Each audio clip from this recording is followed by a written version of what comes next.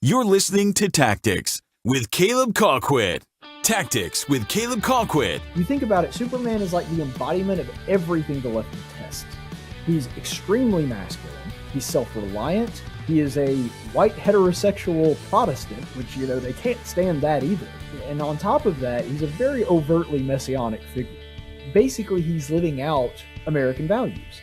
This is a private citizen who has absolutely nothing to gain from helping people, who says, I'm not going to wait for the government. I have the ability to help these people, therefore I will do it. That's who Superman is, and that's what America is. And they hate that. Listen to Tactics with Caleb Colquitt, Thursday nights at 7 on YouTube, Facebook, Twitter, Twitch, and TacticsRadio.com. You're listening to Tactics with Caleb Colquitt. America is divided as ever. How do you talk to your friends and neighbors about politics and religion in a way that doesn't devolve into yelling and pointless arguments? Luckily, Caleb Colquitt hosts the Tactics Podcast on Thursdays at 7 p.m. to teach you how to have thoughtful conversations about the hot-button issues of the day. As a national award-winning debater and gospel minister, Caleb knows how to discuss sensitive topics in a meaningful way. So subscribe to Tactics Radio on YouTube or like Tactics on Facebook so you can catch every episode and elevate your conversations today. You're listening to Tactics with Caleb Colquitt. Tactics with Caleb Colquitt. Liberals seem to have a hard time understanding this, but when it comes to an economy, it's like a lake. If you throw a rock into a lake, it ripples out. Now, there's going to be some areas of the lake more affected by that than not, but when you throw a giant boulder into it, that affects the whole lake. You can't just affect one little part of the economy. It's all interconnected. Listen to Tactics with Caleb Colquitt, Thursday nights at 7 on YouTube, Facebook, Twitter, Twitch, and TacticsRadio.com. With great power comes great responsibility. Compromise where you can. Where you can't, don't. Even if everyone is telling you that something wrong is something right. Even if the whole world is telling you to move. It is your duty to plant yourself like a tree, look them in the eye and say, no, you move. Never step onto the battlefield of ideas unprepared. Before you enter the fray, you need a plan. And there's no better place to get one than right here on Tactics with host Caleb Colquitt. The Situation Room goes live now on News Radio 1440.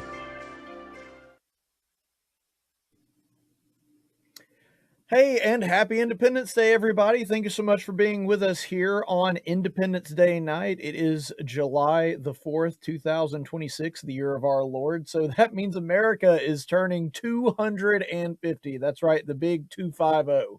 And I'm really glad that you guys are wanting to be with me this evening. We're going to talk about some really cool things about our founding.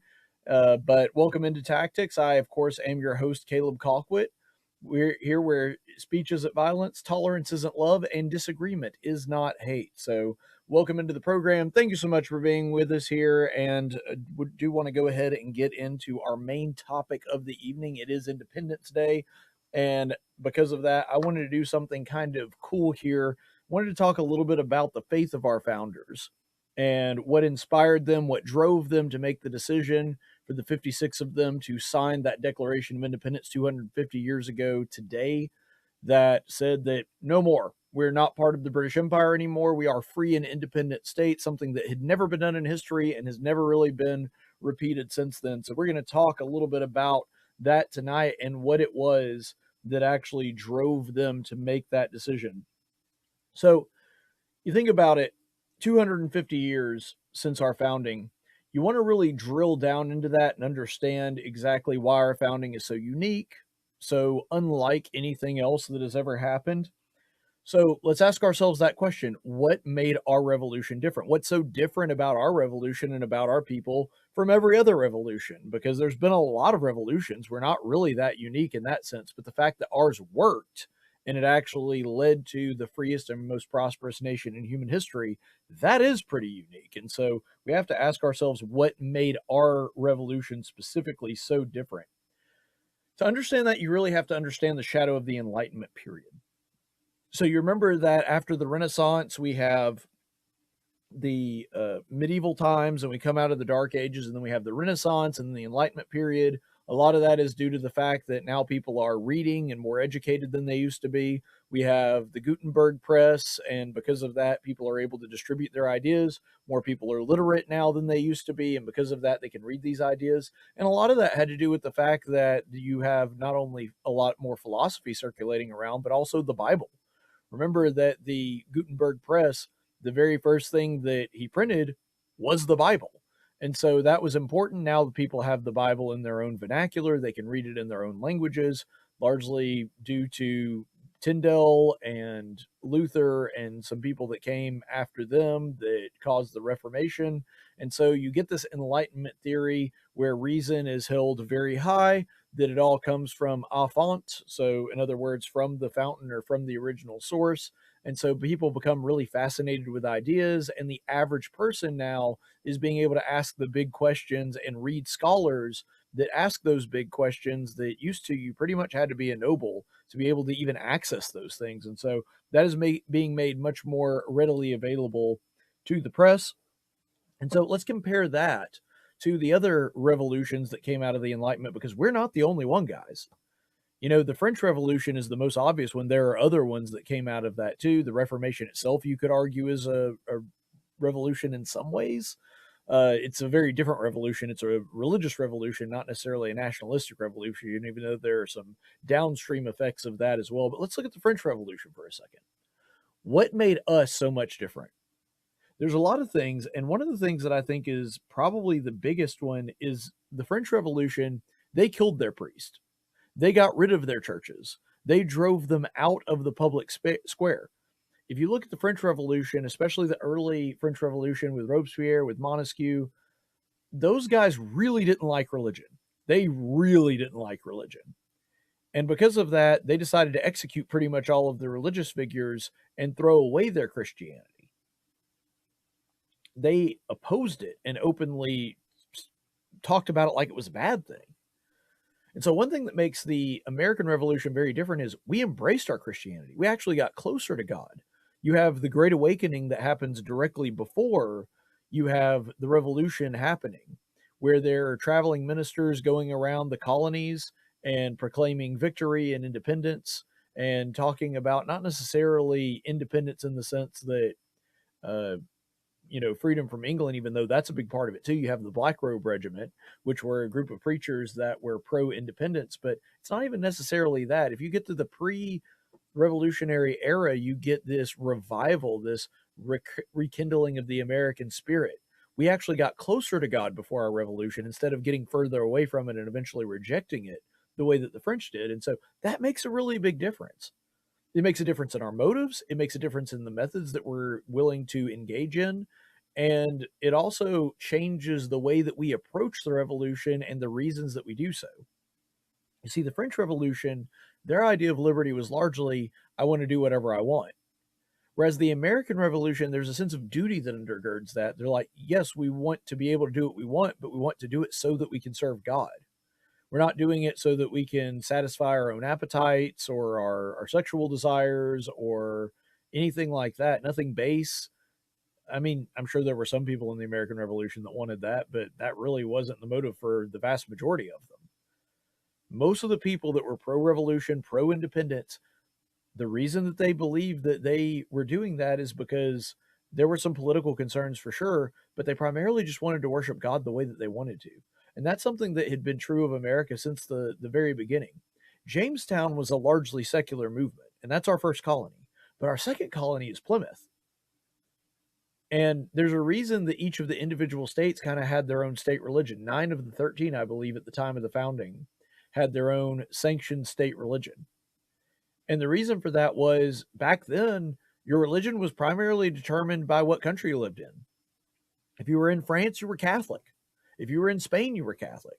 If you were in England, you were Anglican or Church of England.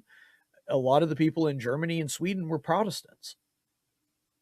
Various Protestants of different kinds. Usually there was one dominant one. But anyway, without getting off into the weeds there, you kind of see that. And that's the reason that the French Revolution failed, where ultimately ours succeeded. Because we embraced our Christianity. We sought God's counsel. We wanted to do things the right way. We weren't just in it for ourselves. We actually believed that we were fighting for something bigger and something more important than just satisfying our appetites or getting the thing that we wanted right then and right there. There's a sense of building something for the future, and so that future generations can worship God in the way that they see fit too. And that made a really big difference. Ultimately, the Enlightenment movement that we were talking about earlier kind of split into two factions. You had one that, because now the everyday person has access to the gospel, they can read the Bible and read it in their own language, and they have access to that now, that you see people going off and making their own ideas, and that's where you see Protestantism. But then there's the other branch of the Enlightenment figure that just rejected anything that was not within the natural realm. They were naturalist, as it were. And out of them, you get people like Hegel, and then eventually their progeny, which are Darwin and Marx. And that's just kind of the route that they go. And so the Enlightenment thinking really split the world into two: the people that became hyper secular and the people that became hyper religious. Because now people could be religious in a way that they really couldn't before. Because unless you were a priest that actually had the time to dedicate yourself to reading Latin and studying the scripture that way, you didn't really have access to it. And so this made a huge, huge difference for people to be able to practice their religion as the way that they see fit. And that is really, I contend, the big difference between the American Revolution and the French Revolution. And another thing that made it different, and this is really interesting too, I think that the faith was obviously the biggest one, but the American Revolution is a revolution of elites. And what I mean by that is, you look at all the signers of the Declaration of Independence, pretty much all of them are wealthy. They're in the top 1%. They're large plantation owners, they're doctors, lawyers, people that had advanced degrees, which I know that doesn't sound that impressive in 2026, but back then, having a degree, at a university, that was huge. Very, very few people got the chance to do that. They didn't get to study professionally because they were too busy growing enough food to keep themselves fed. And so because of that, we don't really appreciate how unique that was. That the vast majority of the founders were highly, highly educated, way above what the average person was. They made way more money than the average person. You've got shipping tycoons, business. I mean, John Hancock, which, we all think of as being really important because he has that really big signature at the bottom of the Declaration of Independence. Yeah, that's important. That's a factor that does exist, and he is known for that. But did you know that he's one of the wealthiest men in New England? Probably the wealthiest man. He was essentially the Elon Musk of his day.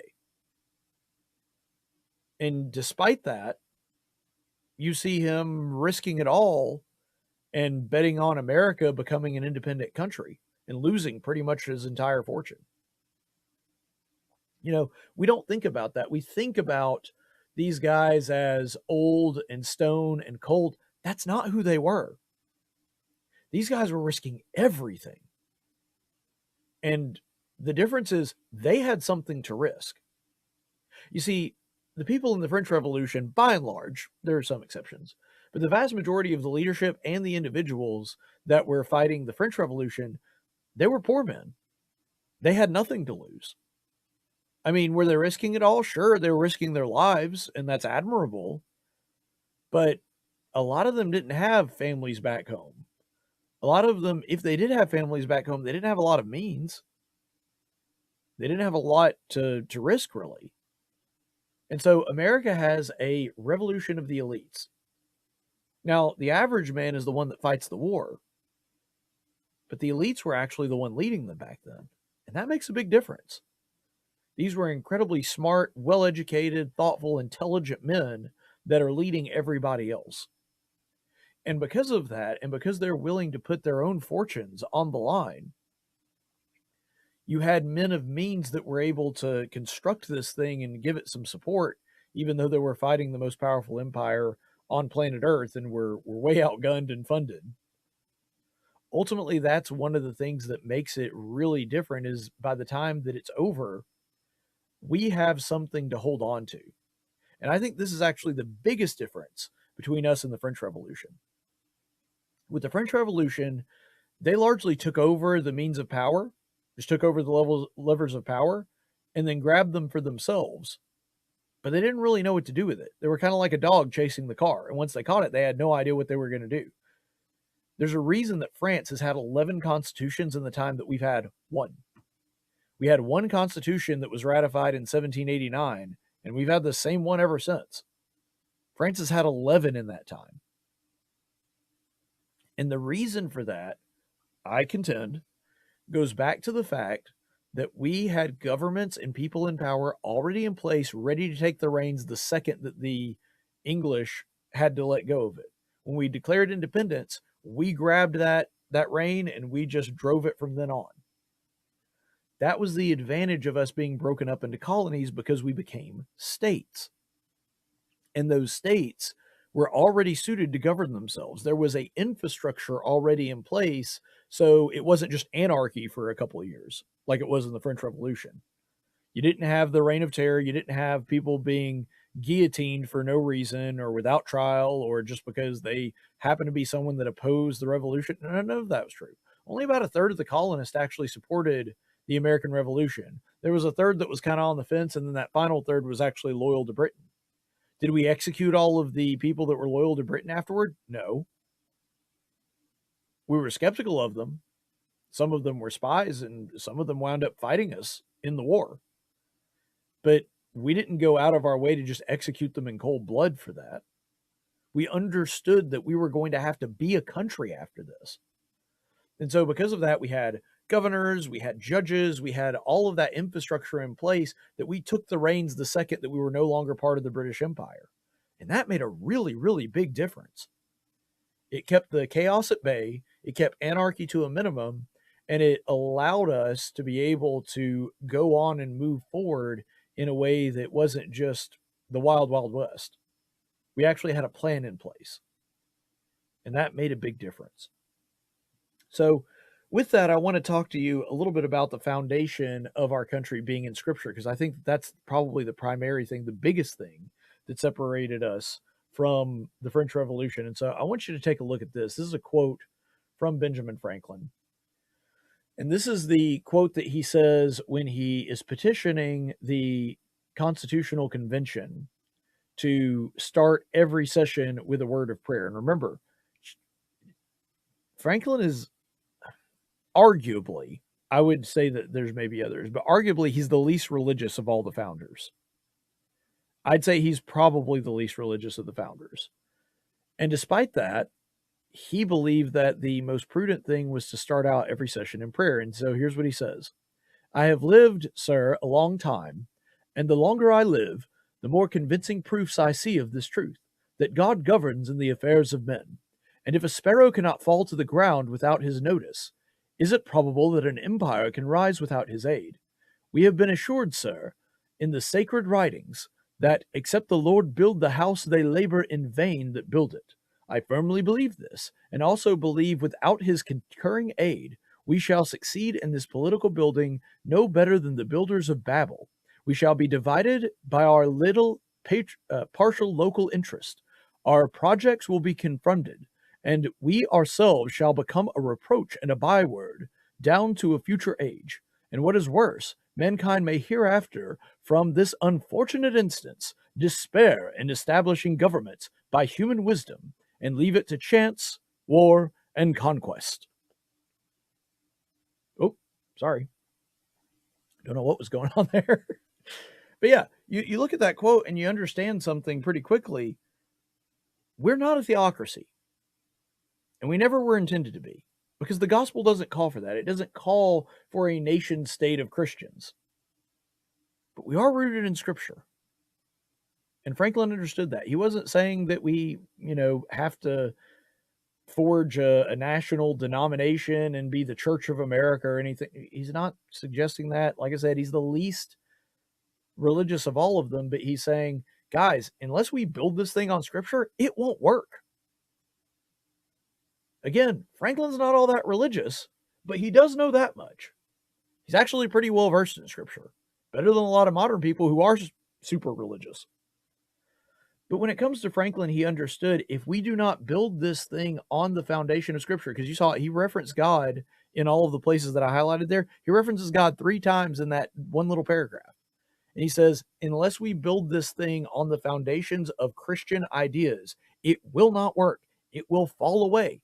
And so much so, it'll be such a byword, in other words, like a cautionary tale, that people just aren't going to do revolutions anymore because it'll be such a horrible disaster. And so that was the choice he was laying before them. He's like, we either build it on scripture or we build it on human wisdom. And if we do that one, it ain't going to work. Franklin got that. And so did the others. And they agreed to it. And they went along with what Franklin suggested. And they opened every session with one of the local chaplains or preachers in a word of prayer for God's blessing and favor, and for them to make the right decisions to base this country's laws on his word and the principles found within them. Again, that doesn't mean we're a theocracy, but it does mean that our laws, our customs, our sentiments, they are rooted firmly in Scripture. And if you take away the foundation from a home, the home collapses. It doesn't work. And they got that. So, ultimately, since this is the case, and I was very ambitious, and I originally thought that I was going to do this for the Declaration, the Constitution, and the Bill of Rights, but I don't really have time to do that because once I dug into it, I saw how much there was. And the Declaration being the shortest of all of them. I think it's the shortest. The Bill of Rights is pretty close. Anyway, none of them are particularly long, but the scriptural foundation underneath them, I figured I'm a preacher, I'm a theologian, so this is really kind of my area of expertise. So for America's 250th, I thought the best thing that we could do is go through the actual theology of the Declaration of Independence. And so I think this is going to be really, really interesting and beneficial. So we're going to go ahead and look at this particular one. There we go. So this is the Declaration of Independence, the preamble, the first portion of it. The unanimous declaration of the 13 United States of America, when in the course of human events it becomes necessary for one people to dissolve the political bands which have connected them with another, and to assume among the powers of the earth the separate and equal station to which the laws of nature and nature's God entitle them, a decent respect to the opinions of mankind requires that they should declare the causes which impel them to the separation. So, what does that mean in plain English? It means that you have to actually, if you're going to make some kind of break with your mother country, you got to let them know why. Why?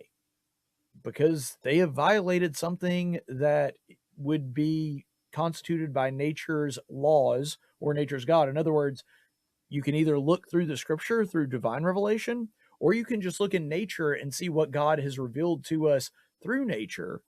And either way, if you see a gross violation of human rights, then you have to dissolve it, but you also have to let the other person know why. You're not allowed to just, flip them the bird while you're walking out the door. Like, you have to actually explain to them why this is the case, because that's what you would do to a Christian brother. If you had a problem with a brother, or you had to excommunicate somebody, or you had to end a relationship with them, you wouldn't just say, screw you and walk away. You would sit down and explain it to them and try to reconcile, which the founders did over the course of about 20 years, I might add. And then if that doesn't work, then you have to explain to them why you have to end that relationship. And so they're actually applying a Christian principle that you try to reconcile with your brother as much as you can. And then when all other courses of action have failed, then and only then do you stop having a relationship with them, but you explain to them why, so that they understand that. That's how Christians are supposed to treat one another. And by the way, this also is rooted in the scripture itself. Let's look at the book of Romans, chapter 1, verses 18 through 20. For the wrath of God is revealed from heaven against all ungodliness and unrighteousness of men who suppress the truth in unrighteousness, because that which is known about God is evident within them, for God made it evident to them. For since the creation of the world, his invisible attributes, his eternal power and divine nature have been clearly seen, being understood through what has been made, so that they are without excuse. I want you to look at that again. Since the creation, his invisible attributes and divine nature have been clearly seen, being understood through what has been made, so that they are without excuse. Remember that when Paul says this, he's talking about Gentiles. He's talking about people that didn't have God's word revealed to them in the Torah like the Jews did. And so he says they're without excuse. Why are they without excuse? Because even though they didn't have the actual revealed word in front of them, they didn't have that divine revelation from Moses, they did have nature. God made the world in a certain way, and he expects human beings to act in a certain way, and we can discern most of that from what we observe in nature. And if you don't believe me, look at Athens. A lot of the Greek philosophers had derived a lot of God's natural law without having ever seen the scriptures before, to the point to where they actually recognized the Messiah. Did you know that in the Gospel of Luke, the Greeks recognize the Messiah before the Jews do? Now, they don't understand what Messiah means, but they take a look at Jesus and they listen to his teachings like, this guy's on to something. Like, we don't understand exactly what it is, but we want this guy to come back to Greece and be our king. Isn't that funny that the Greeks wanted to make God their king before the Hebrews did, who was actually supposed to be the ones to make him king? That is comical, but what it points out is exactly what Romans is talking about and exactly what the Declaration is talking about. This idea that through nature, mankind is supposed to know things through his own reasoning and through his conscience to be able to figure out right and wrong from those things. So whether you're talking about divine revelation from the scripture, or you're talking about just observation of the natural order and natural law, we should be able to tell that England can't treat us this way. They're going above what God would be okay with, and therefore we have to break with them. That's what they're getting at. And so you see the actual introduction of that through the scripture, because the thing you have to understand about that, and this takes a little bit of biblical history to understand, the Jewish God is the only one that was universal. So until you get the spread of Christianity, the Jews believed their God was universal and created everything. But every other pagan god, they really just believed that God created that region or that area, or he was the God of those people, but not the God of this people. He was the God of the mountains, but not the valleys, so on and so forth. That gods were more like regional, or I don't even know the way to describe it. Like there's a God of a particular kind of landmass, or the god of a particular kind of body of water or something like that. They were very geocentric, if that's the word I can use. They were very bound to a particular area, and they were the god or goddess over one specific thing or a couple specific things. That's not the way the Jewish God works. He created everything, literally every human being.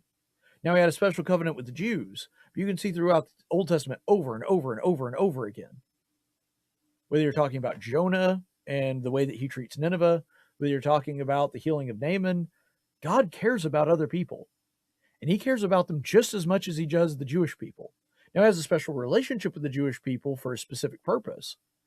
He doesn't love them any more than he loves anybody else. He loves everybody. And that was a uniquely Jewish thing until Jesus Christ brought that to the world. And so because of that, this idea that God created everything and he creates this natural order, that's something that goes all the way back. They're saying to the King of England, whether you agree with us or whether you're part of our denomination or our faith background or something else, and a lot of them were Anglicans, so they actually did share that with the king, but not all of them. Whether or not you have the same faith background as us, these things are evident and universal among mankind, regardless if you're even a Christian or not. And that's the appeal that they're making there. You see, before this, there was the divine right of kings, where they believed that the king just got to do whatever he wanted to because he was God's chosen. They're saying that that's not the case, that there are certain laws that even the king is bound to, and that he must obey God's will and not treat his subjects in a way that God would not approve of. That was something that they understood, because the king may be a king, but he's still a man. He's still a human. God made him just like he made everybody else. He's not flawless. He's not perfect. He can be held to account. And there are certain things that God expects of him, just like he does every other human being on planet Earth. That's what they're appealing to right there. So with that being said, let's go ahead and look at the next portion of the Declaration of Independence. We hold these truths to be self-evident, that all men are created equal, that they are endowed by their Creator with certain unalienable rights, that among these are life, liberty, and the pursuit of happiness. So that's the first sentence of the second paragraph there. And this actually also is rooted in Scripture. But I want you to, before we get into the Scripture, take a step back on that. Because the original wording in there, if you've read Jefferson's original draft of the Declaration, it's actually sacred and undeniable, not self-evident. Self-evident was a later addition, probably added by Benjamin Franklin. The original one was sacred and undeniable, which means that the rights that they're talking about that are given to them by God, they are sacred. What does sacred mean? Holy. It means something that is set apart, something that God gives us, something that really belongs to God. You know, it's kind of like the temple in old Jewish theology. The temple isn't the people's. It's not Moses' temple. It's not Aaron's temple. It's God's temple. He owns it. It belongs to him. It is set apart from everything else.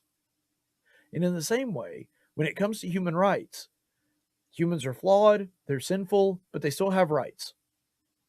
And those rights come from God, and you can't take those rights away. That's what unalienable means. You can't take those rights away. Heck, you can't even give your rights away. If you wanted to, you still couldn't just say, I don't want to have this right anymore. Because that's something that God gave to you, and therefore only God can take it away.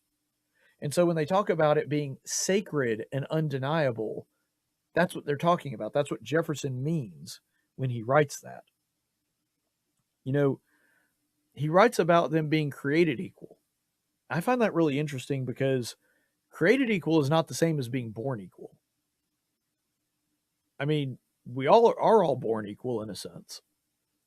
But some people are born to privilege, some people are born in poverty, some people are born with a disease, and some people are born very healthy. But we are all created equal. God cares about all of us, and he doesn't love one creation over another creation. And so he says created equal. That word is very carefully chosen. He's understanding that there is something indwelling within us, what we would call the imago Dei, the spark of God's power that resides within us that he's alluding to there. Let's look at Genesis chapter 1. If I can get to it here. There we go. Genesis chapter 1, verses 26 and 27. Then God said, let us make man in our image, according to our likeness, and let them rule over the fish of the sea, and over the birds of the sky, and over the cattle, and over all the earth, and over every creeping thing that creeps on the earth. God created man in his own image. In the image of God, he created him. Male and female, he created them. So this is what Jefferson is stabbing at here. We are created equal, because when we are created, it is during the creative process that God bestows a tiny portion of his image on us. Every single human being, no matter how flawed, no matter how fallen, we still have a little bit of that image in us, a little bit of that godship that resides in us. Doesn't make us perfect, doesn't make us gods. What it does mean is that ultimately we are made in the likeness and image of an all-powerful, all-loving God, and in that sense, we are all equal. And that is why it is wrong to mistreat your neighbor or your fellow, or in the case of the king, your subjects. You can't do that because they have a spark of the divine too. And to mistreat them is to mistreat God. And so ultimately, that's the thing that Jefferson is trying to get across to the King of England. We're created equal, but we're not always equal. Some people have more talent than others. Some people have more money than others. Some people are taller. Some people can open pickle jars and some can't. Yes, that was intentional. But ultimately, even though we're not equal or at least the same, I actually should clarify that. Most people confuse the words equal and the same. They don't mean the same thing. You can be equal and be different, but that equality doesn't always mean sameness, and that's something that's important too. So we're created equal, but we aren't all the same. We're not all in the same station in life. We're in different places, but we are obligated to treat each other well and to treat each other like we would want to be treated. Why? Because ultimately, to mistreat another human being or to treat them unfairly is to mistreat God. That's the reason that sin is so grievous. God treats offenses against his children as though they are offenses against him. When you mistreat one of his creations, you're mistreating God. And that's part of it as well. So that comes down to why these rights are completely unalienable. Because if man did not give the right, he cannot remove the right either. And that's important as well. So in the same way, we see other earthly kingdoms, when God formed his own kingdom, Israel, you have David. David was a good king because he understood he wasn't king. He was a vassal. He was God's servant. It was his job as king to point the people of Israel toward God, to point their eyes up, to where they obeyed his standards. He was a physical representation of that, but a poor one. And he would be the best one that they had until his descendant, Jesus Christ, came along. And so because of that, he understood his job is not to get the people of Israel to do what he wanted, but to do what God wanted. And as long as he did that, that's one of the things that made David's reign so unique. Now, David screwed up too, don't get me wrong. But by and large, the thing that made David good and good at his job is that unlike Saul, unlike Solomon, unlike pretty much every other king that sat on the throne of Judah or Samaria, he understood that it was not his will that actually mattered. That's what he got. Because every other king tried to make it about themselves or to try to get what they wanted or expand their borders or whatever ambition that they wanted. David understood it wasn't about that. And it never was. And because of that, there are certain things he's not allowed to do to other people because he's just the manager. He's just the guy that's been left in charge in order to try to facilitate God's will to the other people. That's all he is. And he gets that. He understands that. And that's something that David got when a lot of people didn't. And so because of that, he doesn't mistreat people the way that Solomon does, or Rehoboam, or Saul. He doesn't take advantage of them. He doesn't treat them instrumentally or like they're his serfs. He treats them like people. Now, we all know that there was the time where he didn't do that with Uriah, and he paid dearly for it. But my point is, as a general rule, that was something he understood, that he wasn't allowed to just do whatever he wanted. And most of the other kings thought that they could, and that was their downfall. So let's go ahead and, with that in mind, look in the Bible again in Luke chapter 20, verses 41 through 43. Then he said to them, "How is it that they say that Christ is David's son? For David himself says in the book of Psalms, 'The Lord said to my Lord, sit at my right hand until I make your enemies a footstool for your feet.' Therefore, David calls him Lord, and how is he your son?"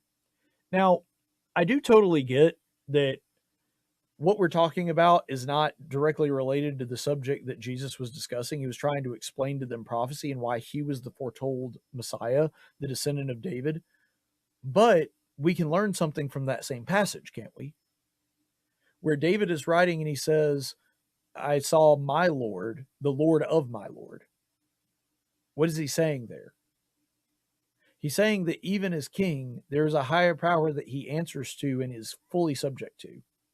Other kings didn't operate like that. In fact, pretty much every other ancient king, whether you're talking about ancient Mesopotamia, Syria, Babylon, the Persians, the Egyptians, all of their royalty were like on similar levels, at least, with the gods. Most of them were believed to be direct descendants from gods. You have Gilgamesh, who is the direct descendant of Marduk. You have the pharaohs, who are in the family of Ra. You have the Babylonians that are related to Baal. And they're all either like demigods that will become gods when they die, or they're gods already or something like that. But the point is, they always saw themselves as above everybody else around them. David doesn't. He's just a servant just like every other schmo out there in Israel. And when he looks up, he sees his Lord who he is subject to. And that's what made David so different. Ultimately, when we look at that and we see that, we can understand why, instead of having a king, our founders saw fit to have a president instead. By the way, it's funny because the word president is so lofty and carries so much weight now. It wasn't that way at the beginning, y'all. The word president literally just means manager. And so when I called David the manager earlier, that's what I was referring to. In fact, Adams and Hamilton and a few others, they were like, guys, we can't call our leader president. They're going to laugh at us. We can't call our leader the manager. This is the guy that's leading our country. But that's what they did. And when Adams and other people later tried to give an honorific, it was George Washington that stepped in and was like, no, Mr. President, that's it. That's my title. I don't need anything else. Because they understood that they're the servant of the people and ultimately of God, in the same way that David understood that, yeah, he had the title of king, but he wasn't really king. And that was something that made David very unique. No citizens had ever done that before. No citizens have ever formed themselves and then formed a style of government that didn't have a king. That was unheard of. Because back then, the king is where your rights came from. You were the property of the king, and the king extended rights to you as he saw fit. Not so in America. They're saying the rights are already there. They exist. We have no control over them. All we're doing is acknowledging them. We're pointing out that they are there. And because of that, our system of government will be set up to protect those rights. Not to protect the king, not to convey rights, but to acknowledge the rights that God had already given mankind. That made them very, very unique. So let's go ahead and pull that up one more time. I want to draw your attention to this last part here, where he says that among these are life, liberty, and the pursuit of happiness. Now, originally, this is derived from Life, Liberty, and Property, which was the writings of John Locke, who inspired Thomas Jefferson when he wrote this. So originally, it wasn't pursuit of happiness, it was life, liberty, and property. So why didn't Thomas include property? Well, there's a couple of reasons.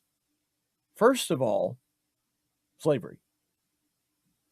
Thomas was ardently anti-slavery, and so were pretty much all of the guys on the committee, come to think of it. Adams was, Jefferson was, Franklin was, Sherman was, well, Rush was. Sherman, I think, is the only one of that group that actually owned a slave at any point in his life. And I don't even think he was very pro-slavery. He was from New York, so probably not. And so because of that, pursuit of happiness, in other words, the way that you will go out and chase your endeavors or your ambitions. Well, that's a fancier way of saying property, really, but they didn't want to say property because then they didn't want people looking back and see, I have a right to slaves. Unfortunately, they understood human nature very well and understood that would have happened had they done that. But with that being said, we're going to look at a couple different things here, and we're going to go through all of these and how they are rooted in Scripture as well. First of all, in Genesis 9, verses 6 through 7, this is right as God is making the covenant with Noah after the flood. Whoever sheds man's blood, by man his blood shall be shed. For in the image of God he made man. As for you, be fruitful and multiply. Populate the earth abundantly and multiply in it. So you know how we were talking earlier about how God put every single human being with a little bit of the Imago Dei, a little bit of his supernatural divine presence? Well, we just saw that that's actually the reason it's not okay to kill people. You can't take the life of another person because that other person is made in God's image too. So you're not allowed to do that. You're not allowed to murder people. If you shed blood, then your blood must be also shed by other men. There's a punishment. There is a reaping and sowing of that. And so because of that, that's where we get the idea that you have a right to life. Because no other man has the right to take that life from you.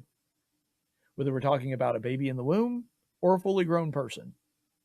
They're not allowed to take that from you. That's yours. God gave it to you, and it would be wrong for us to take it from you when we're not the ones that gave you life in the first place. God did that. And because of that, he and he alone has the right to take that life from you. Ultimately, that is where that comes from. And remember, this is the Noahic law, which means this even predates Moses. This is before the Jews and everything else. Abraham wasn't even born yet. We didn't know what a Jew was, or a Hebrew, or however you want to because back then they weren't really from Judah, and so it was more Hebrew. There were no Hebrews, there were no Israelites, there was no 10 Commandments, there was no law of Moses, but even still, God's law was put into place even before all of that. That is how important and crucial that is. Ultimately, life is the most primordial of all the rights, because if you're not alive, you don't have rights. And so because of that, preserving the right of life is the most important one, because if the government can kill you, it doesn't really matter if you have free speech or not. If they can kill you, it doesn't matter if you can exercise religion freely or send them a list of petitions to your government. Who cares if you can do that? If they can just kill you, why does it matter? What doesn't? And that's the point. That's why they have to preserve life, and they're not allowed to just take it from you without cause. So ultimately, this brings us to Luke chapter 4, verses 17 through 21. And the book of the prophet Isaiah was handed to him, talking about Jesus here. And he opened the book and found the place where it was written, "The Spirit of the Lord is upon me, because he has anointed me to preach the gospel to the poor. And he has sent me to proclaim the release to the captives and recovery of sight to the blind, to set free those who are oppressed, to proclaim a favorable year of the Lord." And he closed the book and gave it back to the attendant and sat down. And the eyes of all in the synagogue were fixed on him. And he began to say to them, "Today, this scripture has been fulfilled in your hearing." Why is that so significant?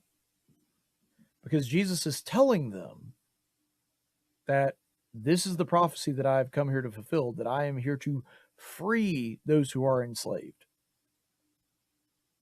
God is a God of freedom. That's been true ever since we get introduced to him, way back in the Torah. And Jesus is the great liberator. So we have a right to life and we have a right to liberty. Men need to be free to make their own decisions, their own choices, their own mistakes even. God affords us the ability to make our own decisions even when they hurt him, even when they become sinful. I mean, you think about it, all God has to do to keep sin from ever happening or to rob us of free will is to never make the fruit of knowledge of good and evil. He just leave Adam and Eve running around naked for the rest of eternity. Why doesn't he do that? Because Adam and Eve can't love him if they can't choose not to love him. Love that is compelled or that has no other choice is not love. And so God gives them a choice. That's how much God favors and cares about free will. That even when he knows it's going to hurt him, he still gives it to us because he understands that that's what we have to have in order to be able to love him. He gives us free will even though he doesn't have to. And that's really the most important thing to understand about this. So we have both life and liberty. And this is something that runs all the way through Scripture. We see it in Exodus. I actually have a book called Echoes of Exodus. It's really, really good. If you haven't read it, if you're a theology nerd like me, I recommend it. And what it does is it just goes through the entire Bible and talks about how the theme of liberation from Exodus just continues to trail all through the Bible. And they make a really good case for it. So the idea of God freeing his people and delivering them from Egypt, that's something that happens over and over and over and over again in the Scripture, because he's trying to reiterate that point that God is a God that cares about freedom and liberty. And this is a good example of it when Jesus is talking there as well. So with that in mind, let's go ahead and look at another passage. This one comes from 1 Peter 2, verses 15 through 16. "For such is the will of God, that by doing right you may silence the ignorance of foolish men, and act as free men, and do not use your freedom as a covering for evil, but use it as bondslaves for God." I think I mentioned this earlier on in this segment, very early on, that in the French Revolution, they thought freedom was, that means I get to do what I want. And in a sense, that is true. But the idea of true liberty, because if you are liberated, but you use that liberation to just do whatever your appetite tells you to do, you're not really free. You've just become a slave to something else. You may not be a slave to that guy's appetites, but you're a slave to your own. So what's the difference really? There's really not one. If you're just constantly jumping from whatever pleasure or sensation that tickles your fancy, whether it's drugs or adrenaline or sex or food or whatever else it is, you're not really in control of your life. You're just letting your appetite run your life for you, regardless of what that appetite is for. And so what we see here when Peter is talking about this is he presents this idea that the founders understood, which is true liberty is liberty, not licentiousness. It's not just a license to do whatever you want. It's a responsibility to use that liberty in a productive way that pleases God. And that's what Peter is talking about there. He says, guys, you're free. Act like free men. That's what you're supposed to do. That's the reason Jesus came, to set you free. But also remember that that very freedom that I gave you is not a license to do whatever you want. Become a bond slave to Christ. Do what he wants you to do. Not because you have to, but because you know that doing that is going to give you better results than not doing it. That's freedom. You are a bond slave in a sense, but you're acting on that of your own volition, of your own free will. You're forgoing the things that you want in order to, of your own free will, do the things that Jesus would want you to do. That's the thing that Peter is calling them to at this point. So, with that being said, let's go ahead and move on to property. This is an important one as well. Exodus 20, verses 15 and then 17. These are two of the commandments, commandments number 8 and 10. 15 is pretty simple. You shall not steal. Got it. All right, verse 27. You shall not covet your neighbor's house. You shall not covet your neighbor's wife, or his male servant, or his female servant, or his ox, or his donkey, or anything that belongs to your neighbor. Now think about that. Think about how revolutionary that was at its time. Because we're talking about a period that's probably about 1,500 years before Jesus is even born. Way before laws were dealing with specifics like that. Property rights weren't really a thing in most of the ancient world. And here we not only have, you don't steal. Why? Because that's somebody else's. It doesn't belong to you. You want one? Make it or figure out a way to get it on your own. You don't take somebody else's. But then it goes into the whole thing of the motivation. Not only are you not allowed to take other people's stuff, you're not even allowed to want it. Don't do it. I don't care if it's his wife. I don't care if it's his servant. I don't care if it's his donkey, his cart, whatever it is. You don't do that. That's pretty compelling. That's pretty astounding that a law that old, it didn't just ban the practice of actually taking property that wasn't yours. It stopped the idea of coveting anything that wasn't yours. How interesting is that? So when people, it's frustrating because when people, especially on the left, try to make the case that, oh, well, God would want us to redistribute all the property and he would want us to basically live like communists and not actually own anything. I'm sorry, I don't know what Bible you're reading. God seems to take property pretty seriously to the point you're not even allowed to want other people's stuff, much less actually take it. And whether you're using that at the end of a gun or you're using the government as your gun to force somebody else to give it to you or somebody else, you're not allowed to do that. And so this idea of property rights being something that is sacred and undeniable, to use Thomas Jefferson's words, that's actually pretty profound because it goes all the way back to the Exodus. Now, to sort of drive this point home, because you have to remember, we just looked at the 10 commandments, and 2 out of the 10, in other words, 20%, 1 out of 5 of all the commandments deal with property rights. That's pretty astounding considering the first 4 are just about how you treat God. They're not even necessarily laws about how you treat other people all the time. And so with that in mind, let's go ahead and look at another passage that I think will give us some insight here. Acts chapter 5, verses 1 through 5. So this is during the early church. But a man named Ananias, with his wife Sapphira, sold a piece of property and kept back some of the price for himself, with his wife's full knowledge. And bringing a portion of it, he laid it at the apostles' feet. But Peter said, Ananias, Why has Satan filled your heart to lie to the Holy Spirit and to keep back some of the price of the land? While it remained unsold, did it not remain your own? And after it was sold, was it not under your control? Why is it that you have conceived this deed in your heart? You have not lied to men, but to God. And as he heard these words, Ananias fell down and breathed his last, and a great fear came over all who heard it.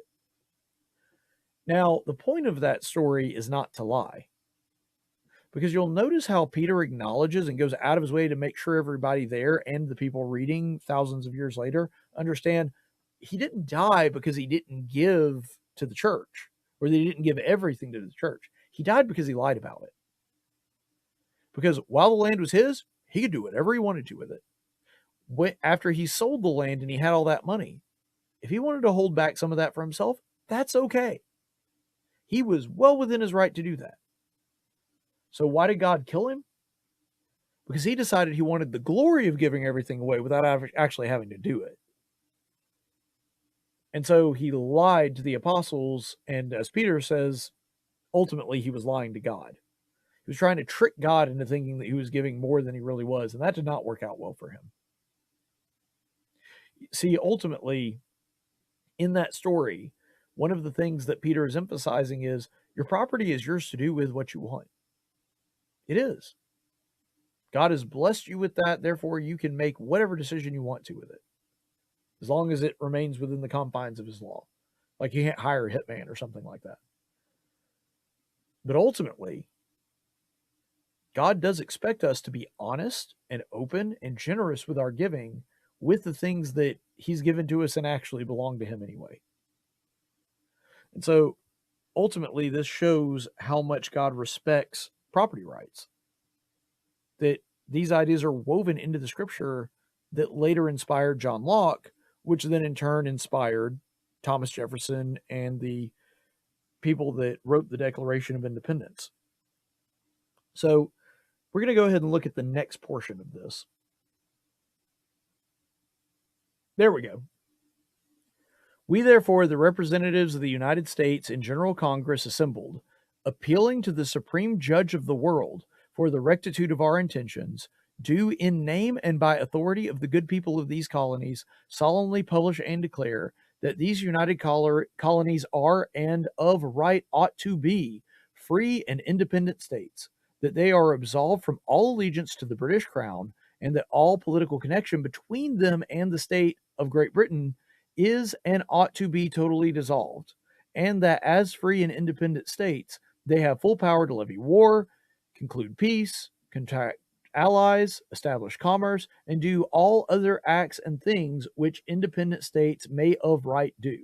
And for the support of this declaration, with a firm reliance on the protection of divine providence, we mutually pledge to each other our lives, our fortunes, and our sacred honor. I want to point out something here. At that beginning part, where he says that they are appealing to the Supreme Judge of the world for the rectitude of our intentions, what is he talking about there? What does that mean? Well, actually, it makes a lot of sense if you know the scripture. If you go to Psalm chapter 96, if I can pull that up here. Psalm 96, 10 through 13. Say among the nations, the Lord reigns. Indeed, the world is firmly established. It will not be moved. He will judge the peoples with equity. Let the heavens be glad, and let the earth rejoice. Let the sea roar, and all it contains. Let the field exult, and all that is in it. Then all the trees of the forest will sing for joy before the Lord, for he is coming. For he is coming to judge the earth. He will judge the world in righteousness and the peoples in his faithfulness. So even way back before we hear Jesus preaching about God coming and judging everybody at the end of time, we have that from the Psalms. The Psalm writer there, whoever it is, we actually don't know who wrote that particular psalm. Could have been David, could have been somebody else. But they understand that God is ultimately going to judge the entire world and that he is the judge of all things. Again, They are appealing to him. They are appealing to the judge of the world for that. And they are welcoming his judgment exactly the way that the Psalms does. They're saying that God will vindicate us. And if we are wrong, we throw ourselves on his mercy. If we're wrong, we'll know, because God will let us know. But they were pretty sure that they were right. And 250 years later, turns out they were. But they didn't know that at the time. But they trusted God and trusted that he was good. And that as the supreme judge who knows their hearts and knows everything else, that if they were wrong, if they had misunderstood what God wanted them to do, or if they had misunderstood what their duties were as statesmen, that God was going to punish them for that. And they said, you know what? We welcome it. It's very similar to the way Eli reacts to the news that his sons are going to die because God is going to punish them for doing evil. He's not happy about it, but his response is, it's the Lord. Let him do what he's going to do. His judgments are right, and I trust him. That's what they're saying there. That they know God is real. They know he judges mankind and he judges the nations. Therefore, if our intentions are bad, if we've misread this thing or we've done something we shouldn't have, God judge us for that. We appeal to heaven. You know, appeal to heaven is a slogan that was used very often in the Revolution that we kind of forget. We know about Don't Tread on Me, the Gadsden flag, but a lot of people forget about the appeal to heaven flag. That was a very common one too. It was one that was considered to be our national flag. Just a tree in a field reaching upward toward God. Because they understood that this is the thing that we are ultimately going to be judged upon, whether or not we got that one right. So, you know, let's actually go back to that last one. There we go. So the last little bit there in the last part, with a firm reliance on the protection of divine providence, we mutually pledge to each other our lives, our fortunes, and our sacred honor. That might be the most beautiful part of the entire declaration, that they were willing to put their lives on the line to bet that they were right and that God was going to judge them correctly. And they fulfilled that pledge. Most of them actually did give their lives and fortunes. And they put their honor on the line to make that happen. When you understand what happened to the 56 men that signed that, the ones we know about, Franklin and Jefferson and Washington, they had a time of turmoil in the Revolution, and Jefferson almost got captured. Franklin had a couple of close calls, and Washington was literally shot at from then on until the end of the war. And so they definitely believed what they were saying, but those are the ones that we know about that kind of have a relatively happy ending. A lot of the signers died. A lot of the signers didn't make it through there. But even so, they saw it as the right thing to do. And that's something that we see through the scripture quite a bit as well, because they believed that God was going to judge them based on that. They were welcoming God's accountability in the same way that the Hebrews and the Psalms used to. So I want to draw your attention now to another passage of scripture from the book of Hebrews, Hebrews 13, 5 and 6. Make sure that your character is free from the love of money, being content with what you have. For he himself has said, I will never desert you, nor will I ever forsake you. So that we will confidently say, the Lord is my helper. I will not be afraid. What will man do to me? Now, I know that the first part of that in the introduction is talking about money, but what it's talking about is living in uncertainty. It's saying, don't cling to your riches to provide you happiness or security or whatever else it is. Cling to God. Because if God is on your side, it really doesn't matter who's against you. You know, God is undefeated. So if he's on my side, then it doesn't really matter who else is on the other side, because he's still going to stay undefeated. They might kill me, but that's not really a loss if God is on my side. They might take away everything that I care about, but again, as long as I have God, I don't really need anything else. And so that's the kind of mindset that is being expressed here in this last passage of the Declaration of Independence, is that if we're on God's side and we're right and we think we are, then it doesn't matter that we're facing the greatest empire in the history of mankind. It doesn't matter that we're wildly outgunned and outnumbered, because God will be on our side, and that's why we rely on divine providence. Not our guns, not our armies, not our navy. They didn't have a navy, by the way. And they were facing the greatest navy in the history of mankind. They didn't have any of that. They did believe that they were right and that God would protect them if they were. And that was enough. That's why they signed. So ultimately, you can see these ideas that are expressed in the Declaration. They're all throughout Scripture. And by the way, that passage we just read, that's also a quotation of Psalm 118:6. So it even goes back further than that. It's again, and the Hebrew author is actually quoting the Psalms there. And that is the idea that what is man going to do to me? I'm appealing to heaven. I'm appealing to God. I don't need man's approval. I don't care if the British Empire is against me. I think I'm right here. And because I think I'm right, and because I think God thinks I'm right too, I'm going to go ahead and bet on that. They didn't know how it was going to turn out, but they did believe that God was going to protect them. And that was enough. Ultimately, that declaration is full of spiritual themes and ideas to the point that they can't be separated. You ever seen when they do, because I've done a lot of weddings, I'm a preacher. You ever seen when they do weddings, they'll do things like the, what's it called? The unity sand, where they'll take two different colors sand and pour them into the same bowl or the same bucket. And the whole thing is you can't separate it out. You can see that it's mixed. You can see that it's still distinct. Like if they have red and blue sand, you can still see the red sand and the blue sand in there. But do you have any idea how hard it would be to actually separate that out? Be basically impossible. And that's the idea. When it comes to the Declaration of Independence in the Scripture, they're so woven together that you can't remove one from the other. Well, I say that. Maybe not my best analogy, because the Declaration, like the Bible's definitely not contingent upon the Declaration, but my point is it's so interwoven into the Declaration of Independence, you can't separate them out. Like there is no Declaration without the Scripture. It just doesn't exist. You wouldn't be able to remove all the biblical themes and ideas from it, because if you did, you'd be left with a blank piece of paper. And there's plenty of other documents that aren't like that. There's plenty of laws in America that have no basis in Scripture whatsoever. The Declaration is not one of them. And I know it's not law, but you know what I'm saying.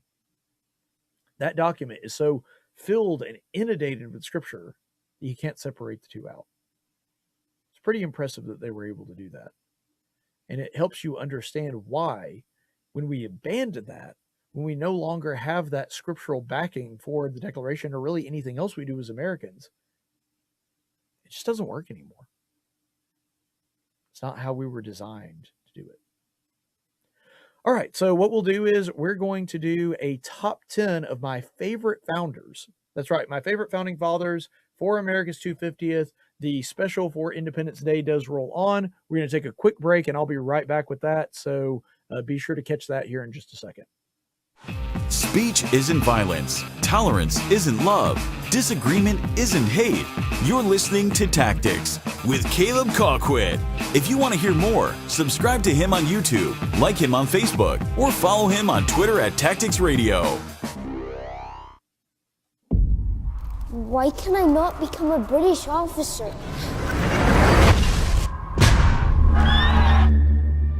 Because you are not British, George.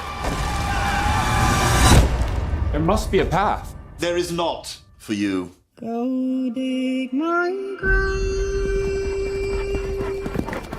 Both wide and deep. I sense a storm looming over the Ohio territories. To tell this world. I could go there, survey it for you. So you have ambition. Since the Crown sent me to serve, I've yet to have a good experience with a colonist. I look forward to changing your opinion. Much of that territory is unexplored. It's wild, unpredictable, and dangerous. What are you called? George Washington. Whose fort is that? It's the French. And land claimed by the British Crown. Demand the French leave. Who does own this land, if not the one who has the will to tame it?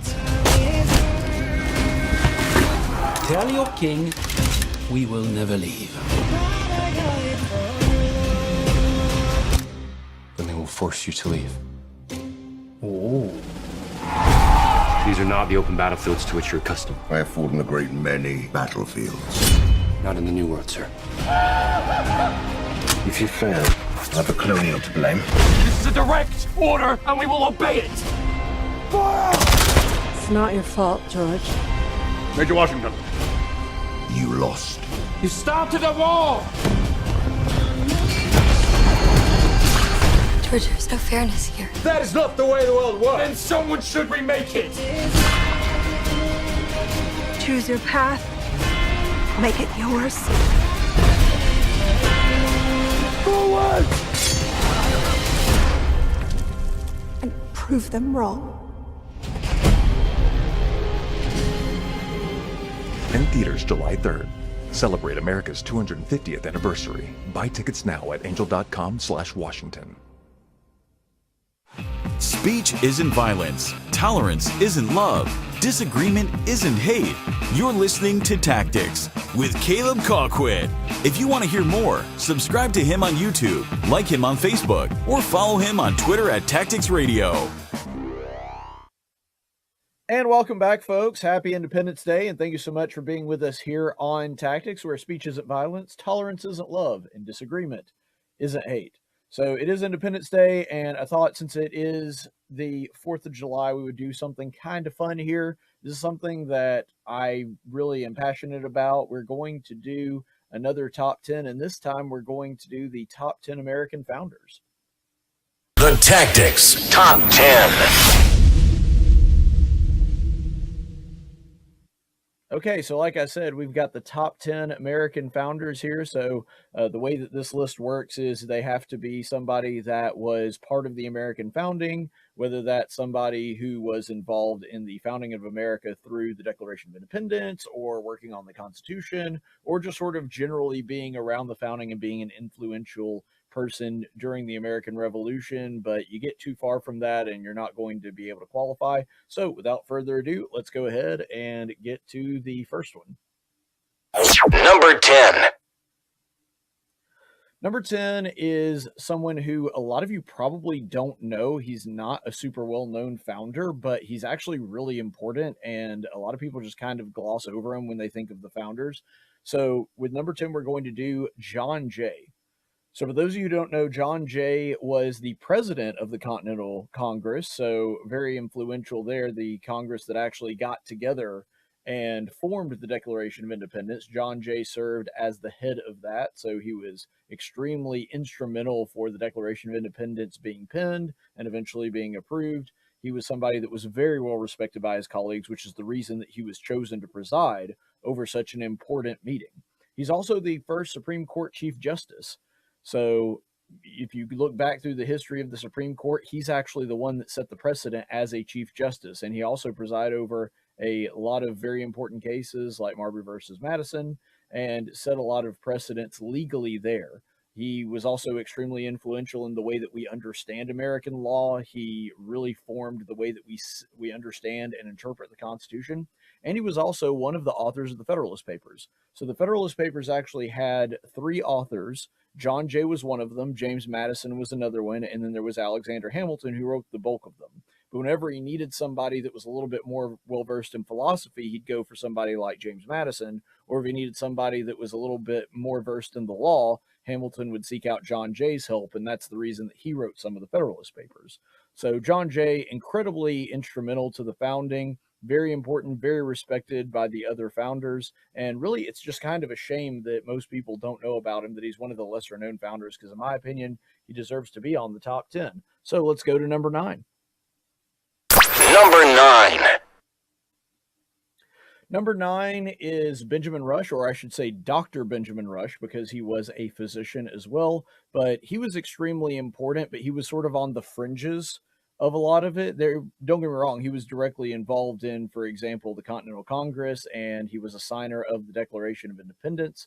But his role was sort of more on the sidelines in a lot of ways. He kind of hangs out in the background. So again, he's not as well known as some of the other guys on this list, but he was also extremely important to American education. He was a pioneer for the public school system. He was really, really invested in making sure that Americans got a good education. He's also one of the very first abolitionists. He's actually a founder of the first abolitionist society. So that's really important because, of course, people will always make the claim that the founders, they were all a bunch of racists and slave owners, and they were all pro-slavery, and they crafted the Constitution specifically in order to preserve slavery. Not true.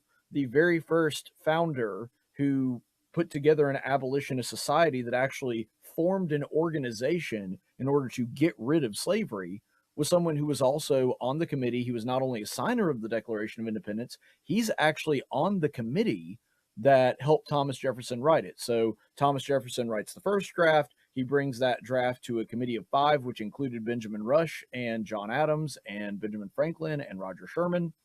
And after they go over it and make their own edits, then they bring it before the Congress. So Benjamin Rush, kind of underrated, again, sort of like John Jay in his contributions. He made a lot of significant contributions to what eventually became the final draft of the Declaration of Independence, whose signing we, of course, are celebrating today. He was also a prolific writer. He wrote a lot about liberty, a lot about his ideas, a lot about his philosophy and the reason that he did what he did. And so we actually have a lot to thank Benjamin Rush for, because he gives us a lot of insight into how a lot of the other founders who didn't write quite as much thought. And so not only is Benjamin Rush important because of his contributions to the Declaration of Independence and the founding of our country, he's also extremely important because through him, we get a better idea of what the other founders thought, because he did write so much. And so Benjamin Rush, incredibly important founder, deserves to be on this list. Let's go to number 8. Number 8. So number 8 is one you probably are more familiar with, a guy named Patrick Henry. So Patrick Henry, a delegate from Virginia, he was also a minister. He was a rhetorician. And he's not somebody that was right front and center and in the middle of a lot of the stuff going on with the founding, maybe like some of the other guys are, but his rhetoric was incredibly important. He was a master orator. He was great at putting together speeches. In fact, the thing that you probably know him for is that famous "Give me liberty or give me death" speech. And it's a shame that most Americans really only know that one line, because if you read the rest of that speech, it's just an absolute firebrand. I mean, it is unbelievably good. And he just goes through it over and over again. That whole speech is just a roller coaster, and you have to admire his rhetorical prowess. He was also very skeptical of federal power. He's one of the most important members of the Anti-Federalist Party. Now, you may remember that the Federalists were the ones that were pushing for a constitution, and they're incredibly important, don't get me wrong.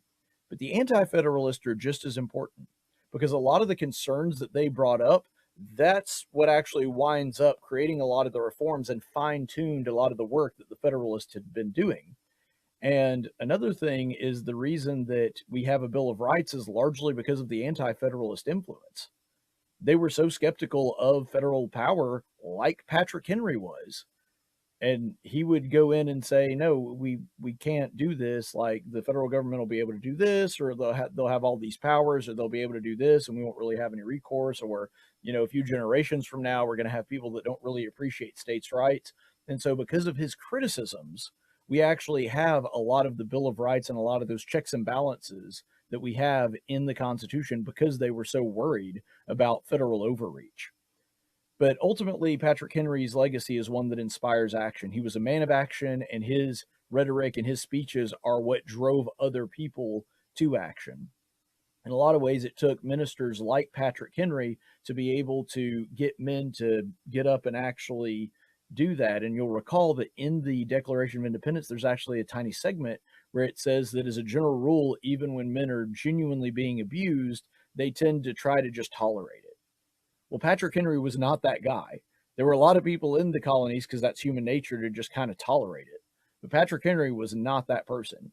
he was trying to not only get himself, but everybody else that he knew up and motivated and inspired in order to take on the revolution. And so in a lot of ways, it was Patrick Henry and other people that motivated the average person to be able to, you know, get that inspiration to go and support the revolution. And so Patrick Henry, incredibly important founding father. Let's go to number 7. Number 7. Number 7 is one that, again, is not as well known, and it's a real shame that he isn't, because George Mason is just an incredible figure in the founding. So he's the governor of Virginia at one point. He was the father of the Bill of Rights. The reason that the Bill of Rights exists is largely because of George Mason's work. Now, we have other founders that contribute to that too. It's not just him, but he was the one that kind of drafted the Bill of Rights for the state of Virginia. And that sort of became the precursor to the Bill of Rights as we know it from the federal level. And so he was an anti-federalist. He was very skeptical of power. In fact, one of my favorite quotes is where he's clarifying what the Second Amendment means when someone asks him, so who's the militia? And he says, well, the militia is everybody except for police officers and military, essentially. So he's saying militia are the average people. And so he was very much a champion of them and their rights. And that's the reason that a lot of the things in there are specifically worded the way that they are in the Bill of Rights because of George Mason, just an incredible figure. And with Patrick Henry and George Mason, I have to mention this. As the anti-federalists, sometimes we think of them as not necessarily the bad guys, but certainly the people who lost out and therefore they didn't contribute much. The exact opposite is true. The Federalists and the Anti-Federalist fight, yeah, that caused a lot of tension, and the Federalists got most of what they wanted.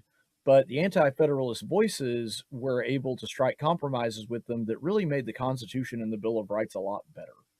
And one thing that's incredibly important when you look at the Anti-Federalists and their writings, when you're reading what they thought and their criticisms of the federal government and how it was shaped, pretty much all of their criticisms came true. I mean, just about all of them. Now, granted, we're 250 years removed from that, and so some of their predictions came true relatively quickly. Some of them took a much longer time. But ultimately, the thing that you'll notice is when it came to the Anti-Federalists, these guys weren't just malcontents that were just complaining about anything they could find. Almost all of their complaints came true. I can't think of a single one that didn't. And so eventually, this creep of federal power, a lot of the stuff that we're seeing today, that originally was predicted by guys like George Mason. And so because of his strong stance on limited government, we see a lot of the things that he predicted play out, and we can learn a lot from him, because if we study what he and the other anti-federalists say and what they did and, you know, their contributions to the Bill of Rights, that kind of thing, we can start to really understand who they were and why they believed what they did. And we can then apply that to try to safeguard our own liberty through some of the things that they were predicting. So let's go to number 6. Number 6.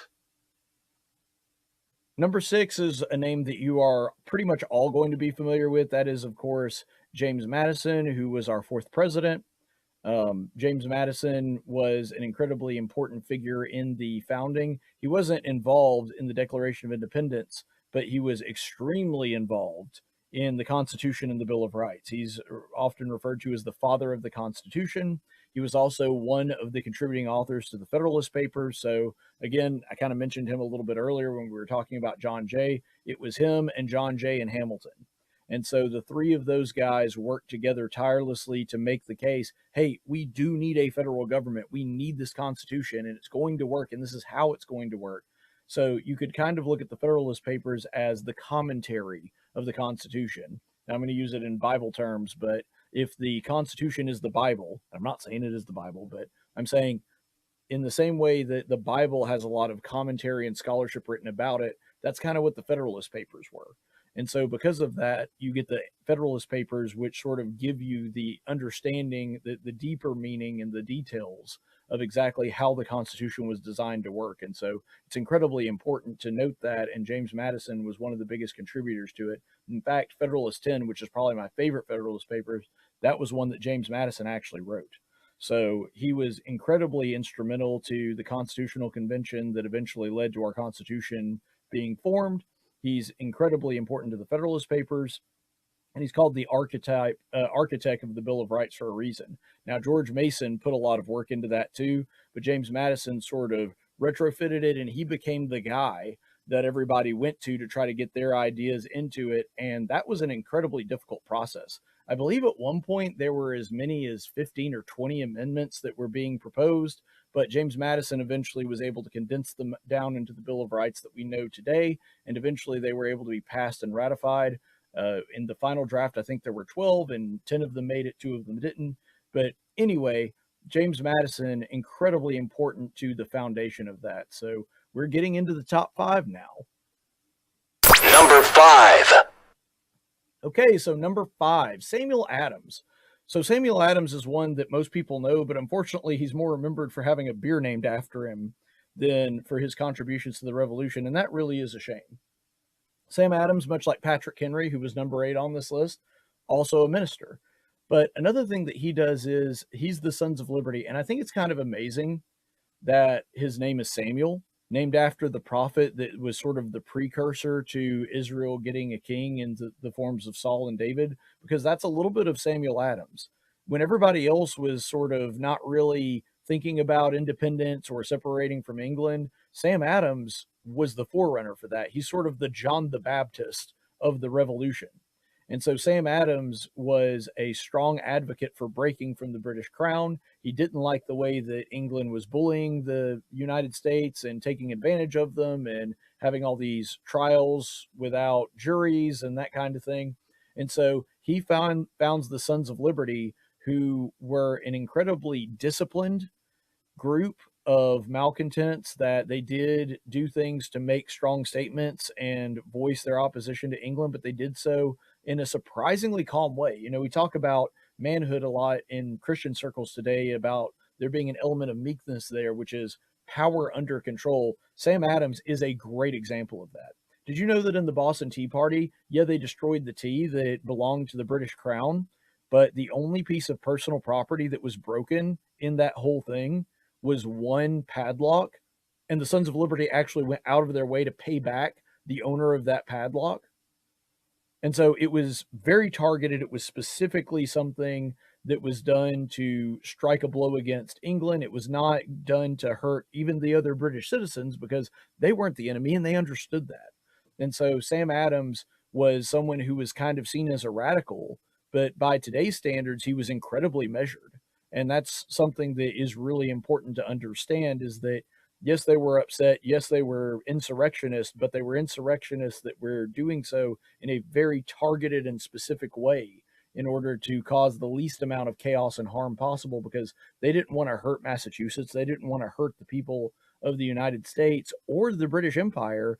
They just didn't like the fact that the king was using his power in a way that was unfitting for their ruler. And so Sam Adams was able to voice that through his actions in the Sons of Liberty.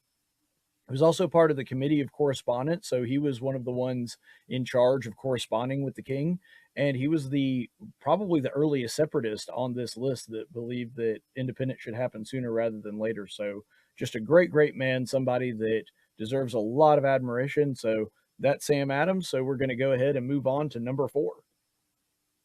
Number 4. Number 4 is a guy by the name of Benjamin Franklin. Everybody knows Big Ben. He's one of the most famous of the founders. Guy was just an incredibly interesting guy, scientist, inventor, philosopher. He invented the potbelly stove and a number of other fascinating inventions. He's the reason that we have bifocals, which we still use today. And so Franklin's just a fascinating figure. Even if he had nothing to do with the American Revolution, he'd be a fascinating figure, but he did. He had a lot to do with it, actually. He was also a doctor and a scientist, and he was the French ambassador. And that's something that a lot of people don't give him enough credit for, because it doesn't seem like that big a deal to be an ambassador maybe today, but you have to remember that he's an old man.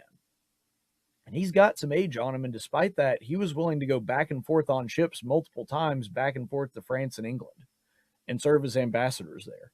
And when he was in France, and this is the important thing, there's a good chance we don't win the Revolutionary War without Franklin. And the reason that I say that is the only reason that we were able to, at Yorktown, corner General Cornwallis and Washington was able to put him in a place where he had to surrender. The only reason that we were able to do that and that he wasn't able to escape is because there was a French blockade. Why was there a French blockade on American waters? Because the French were our allies. Why were the French our allies? Because of Benjamin Franklin. Benjamin Franklin was well loved by the French. They just thought he was amazing. They loved him. They loved having him around. They loved hearing his thoughts on things. He was probably a bigger celebrity in France than he was even in Philadelphia. And because of that, he was able to use that goodwill in order to convince France to join us when, to be honest, the smart money was not on America to win that war. And so because of that, and because of his diplomacy, he was able to bring the French on our side, and that's how we win the revolution. So Ben Franklin, sometimes his contributions in that sense are not always appreciated. Most people think of him as the guy who signed both the Declaration and the Constitution, and they should. That's a big accomplishment. He's one of only 6 men who signed both of those documents. But sometimes they forget the fact that we probably lose the war without Ben Franklin, to be honest. And he was also part of the Declaration of Independence Committee. So you'll remember that I mentioned earlier that it was Jefferson, Adams, Sherman, Rush, and then Ben Franklin. And so he's also an important figure in that. In fact, if you look at one of Jefferson's earlier drafts, you can actually see where Ben Franklin made his edits, and John Adams too. So you'll see, like, right next to their notes, you'll see B. Franklin or J. Adams. And so you can actually not only know that they did edit, but you can actually see which edits were theirs in the final draft of the Declaration of Independence. So Ben Franklin, incredibly instrumental and deserves that honor to be in the top 5. And so now we're going to move on to number 3. Number 3. Number 3 is John Adams. Again, somebody who I think doesn't get enough credit because he was so instrumental to the founding. He was an early abolitionist, like Franklin, like Rush. There's a lot of abolitionists on this list. He was a fierce advocate against slavery. And here's the thing that a lot of people don't know about it. Even though he was very much in favor of just getting rid of slavery entirely, a lot of people don't understand his legacy. Most people do know that his son is John Quincy Adams, who also became president of the United States. However, what a lot of people don't know is that John Adams passed on his passion for getting rid of the evil of slavery, which he felt was an abomination, to his son, John Quincy. And John Quincy was an incredibly dedicated individual like his father. In fact, he went back to be a member of the House of Representatives in Washington after being president. The only president to do so. Can you imagine being president and then going back to the House and being a representative there? And there he met a young senator from the state of Illinois named Abraham Lincoln, who, of course, we know was the great abolitionist. And so John Adams did not see his work finished in his time, but his legacy went on to John Quincy, which eventually made it all the way to Abraham Lincoln. And so a lot of the abolitionist movement and the success of it that happened after the Civil War is maybe not entirely, but certainly contributed to by John Adams. And so his legacy continues to contribute many, many years after he dies. And again, as I mentioned with Benjamin Franklin, he was also part of the Declaration of Independence Committee. So he helped make edits there. He was part of the one that drafted that and was a big, big fan of Thomas Jefferson. In fact, I have to mention this. John Adams is not naturally a humble man. He's kind of arrogant. However, he has one of the greatest moments of modesty, humility, and self-awareness I've ever heard. And this is recorded that when he was speaking to Jefferson and Jefferson asked him why he wanted him to write the Declaration of Independence when everybody else figured John Adams would be. He was the head of the committee. He was the one that everybody expected to. He gave him 3 reasons. The first reason was that Jefferson was a Virginian. John Adams was coming from Massachusetts, which is where the heart of the war is. A lot of people forget that the war had already been going on in Boston for a year by that point.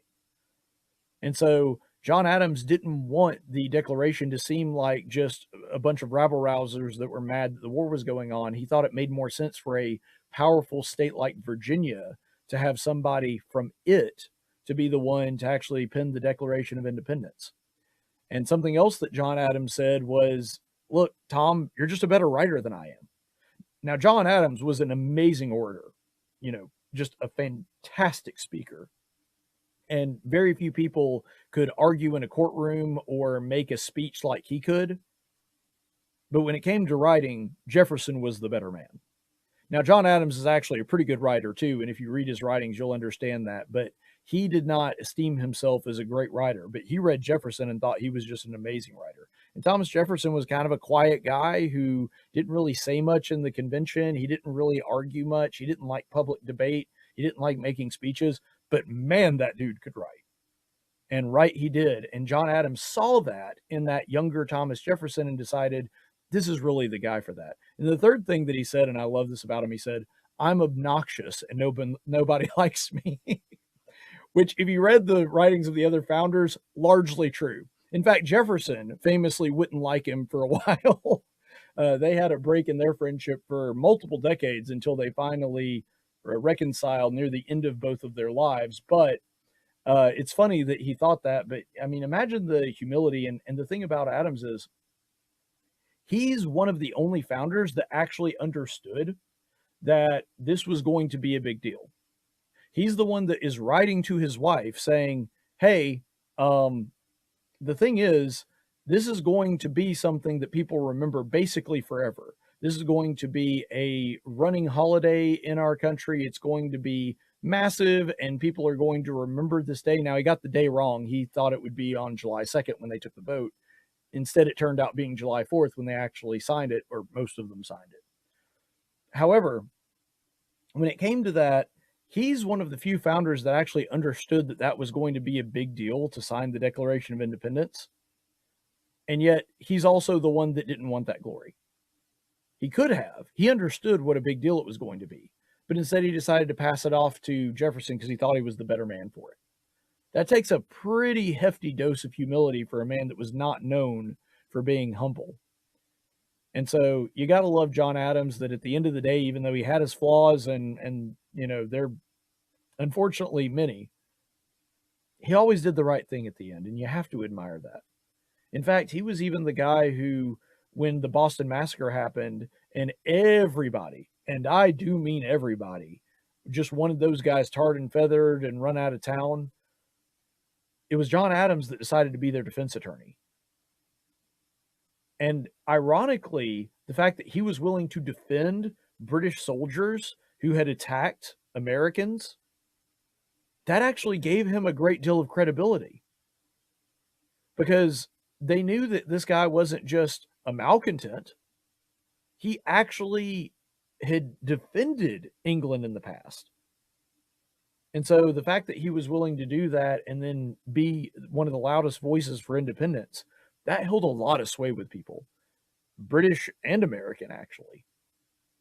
And ultimately, in a lot of ways, it was John Adams that held the entire Constitutional Convention together. Or not, Continental Congress together. He wasn't actually at the Constitutional Convention. Sorry, my bad there. But when it came to the, he just kind of was the glue, because everybody was kind of falling apart, and he would make speeches and debate and try to bring everybody together. And he had to do a whole lot of horse trading and a whole lot of politics, but eventually it came out. And John Adams was one of the biggest contributors to this, to where they came out to a almost unanimous vote. New York did come around after a little while. They had to abstain to receive instructions a little bit later. But eventually, yes, all 13 colonies did unanimously vote for independence. And that was largely due to Adams' work. So with that being said, let's go on to number two. Number two, another one of my favorite founders, one that I've already talked about a little bit here, Thomas Jefferson. Guy was absolutely brilliant. JFK once quipped at a state dinner when he was eating in the White House with a bunch of extremely smart scientists and people in the scientific community. He came together and from medicine, biology, all kinds of different disciplines. And he made a joke, JFK did, that this is the greatest gathering of intellect that has ever been in this room, except for when Thomas Jefferson dined in it by himself. And he was largely right. There was one time where they came into Jefferson's room and there were bones scattered all across it because he was reassembling a woolly mammoth. Like, the guy was a doctor. He was somebody who was interested in archaeology, architecture. Like, there was basically nothing this guy couldn't do. Wasn't a great speaker, but other than that, I mean, he might be the smartest man that America's ever had. Like, genuinely. I can't think of somebody else that you could make a compelling case that they were smarter than him. I don't even think that Elon Musk, Thomas Edison, I don't think that even they stack up against Thomas Jefferson. Like, Thomas Jefferson was just so brilliant and so good at so many different things, it's hard to make that case. And like a lot of the other people on this list, he was a firm abolitionist. A lot of people don't know and don't realize because they think, oh, Thomas Jefferson, he was that guy that owned slaves. Well, yeah, he did, but he was not in favor of slavery. And he tried to free his slaves, but the state of Virginia made it illegal and he was in debt. And if you go back in history, a decade, well, not quite a decade, 9 years before 1776, he actually tried to get slavery outlawed in the state of Virginia. Guess who stopped that? King George. And that's the reason there's that giant hulking paragraph where he gets really angry and just goes off on the king about him preserving slavery when he had actually gotten the votes together to get rid of it. Jefferson was an ardent believer in the equality of men. And so when people say that, oh, well, there was this big discrepancy where he believed that all men were created equal, but he also was a firm believer in slavery, people that say that are just ignorant. They don't know Thomas Jefferson. They don't know what he stood for. They haven't read his entire body of work. And so because of that, they just don't know what they're talking about.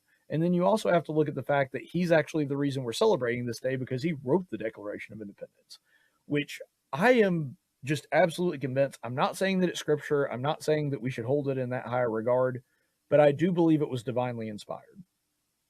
Thomas Jefferson wrote that in 17 days. And if you've read it, it's not a very long document. You think about that. That means he painstakingly went through every word in specific detail. He wanted to make sure it was absolutely perfect. And it darn near is. In fact, if you read his original draft, I'm convinced his original draft is better than the committee version. And so I highly recommend you go to do that. I've already read it on the air a few years ago. You can go back and look at my segment about that and where I go through it point by point. Or you can just read it for yourself. It's actually not that hard to find. Just search for it. So Thomas Jefferson, one of our most important founders, and that just leaves us with number one. And number one. I'm sure nobody is going to be surprised by this, but yeah, it's George Washington. Like, who else could it be? It has to be George Washington. And he may be even more important than most people realize. Because there's no question that his military brilliance, his reliance on God, his belief that his military officers had to also be relying on God for them to survive. Do you know why he thought that? Because he was a military guy. And he was looking at the numbers and he's like, guys, there ain't no way we're winning this without God. I'm just telling you right now, it ain't happening. If we win, it will be because God wanted us to win. There is no other explanation. And he was right. He was dealing with an army of largely untrained farm boys, most of which did not have adequate weapons and equipment. And most of them didn't even have uniforms. He's one of the only guys in the military that did have a uniform, actually. And so when he gets promoted to the commander of the American forces, he undertook a huge responsibility, and he understood there is no way they are winning this thing without God's providence. It's just not happening. It just won't. And so because of that, and because of what Washington was able to do, we're actually going to be the first time that he saves the Republic, but he actually saves it at least 2 more times. Because when everybody was falling apart and they didn't think that they were going to be able to form a constitution, everybody was thinking that it was a lost cause, that we were just stuck with the Articles of Confederation, the states couldn't get along. Guess who it was that stopped that? George Washington came in and took the job of the president of the Constitutional Convention, and that's probably the reason we have a constitution, is because he was the one who decided to oversee it. And you also have to keep in mind that there's also the rebellion that happens where the military, which you understand why they were upset with the way they are. They had sacrificed, they had bled. Many of them had lost limbs or suffered injuries that were still with them. And Congress didn't pay them. They had promised to pay them, but they couldn't pay them because they didn't have any money. And they were ready to charge into Congress and take over and overthrow the government. The only person that stopped them was George Washington. And the way that he did it is he came into the room and he had a speech prepared, and he fumbles to put his glasses on. And you have to understand, he was never seen publicly with his glasses on. He kept it a well-guarded secret that he even needed reading glasses. And as he's struggling to read what he wrote, he apologized to his men, mentioning that he has gone almost completely blind in service of his country. And it wasn't actually the speech, it was that when Washington pleaded with them not to overtake the government, that actually changed their minds. Even though they were in the right, even though they were entitled to the things that Congress had promised them and had not delivered on, it was George Washington that saved the Republic yet again, because he reminded them that nobody had sacrificed more than he had. And if he was making that request of them, even though he knew what they had been through at Valley Forge and all the other places where they had smallpox and disease and freezing their toes off, literally, not a figure of speech, that if he could make that request, then they could too. That it wouldn't make a lot of sense for them to have gone through all the trouble to get a country only to strangle it in its cradle. And that's the kind of loyalty from his men that Washington commanded. And you also have to remember that he's the one that set the precedent for the executive office, because he was so wildly popular and won by such an overwhelming margin that he could have easily been president for the rest of his life if he wanted to. He didn't want to. He didn't even want it when it was offered to him. He's like, guys, haven't I done enough for my country? That's literally what he said when they went to him and were like, hey, George, do you want to come be president? He's like, no, I want to stay in my farm. I want to stay in Mount Vernon. That's what he wanted to do. But duty called, his country needed him, and so yet again, it was George Washington answering the call of duty. And he decided after 8 years, that's enough. Don't make my son president. Don't make me president in perpetuity. Let somebody else handle it. And that was the precedent that every president followed for the rest of the time that we had presidents until FDR. And the reason for that was the presidents were all like, what, you're going to run for a third term? You think you're better than George Washington? And the answer was no for everybody except FDR, because he thought he was God. If you can't tell, I absolutely despise FDR. But anyway, when it came down to it, George Washington saved the Republic at least 3 times, and then kind of continued to save it from people overreaching later after that. We couldn't have asked for a better person to be our first leader. And that's why he's the number one. So I hope you like the list. Happy Independence Day. I really like this particular list. I think it's a good one. These are just a list of my favorites, though. So remember, like, there's not really an objective standard here. If you disagree, if you would have put somebody else there, like you want to throw in Hamilton or somebody like that, totally open to that. You know, fine with having that discussion. There's plenty of great founders on here that didn't make it. Hamilton, Crispin Attucks. You could look at Thomas Paine, any of those guys. Great additions to the list, but the thing is, God blessed us with enough good founders that a top 10 list just doesn't really do it justice. But these are my top 10. Hope you've enjoyed it. We'll be back in just a minute. Speech isn't violence. Tolerance isn't love. Disagreement isn't hate. You're listening to Tactics with Caleb Colquitt. If you want to hear more, subscribe to him on YouTube, like him on Facebook, or follow him on Twitter at Tactics Radio. Why can I not become a British officer?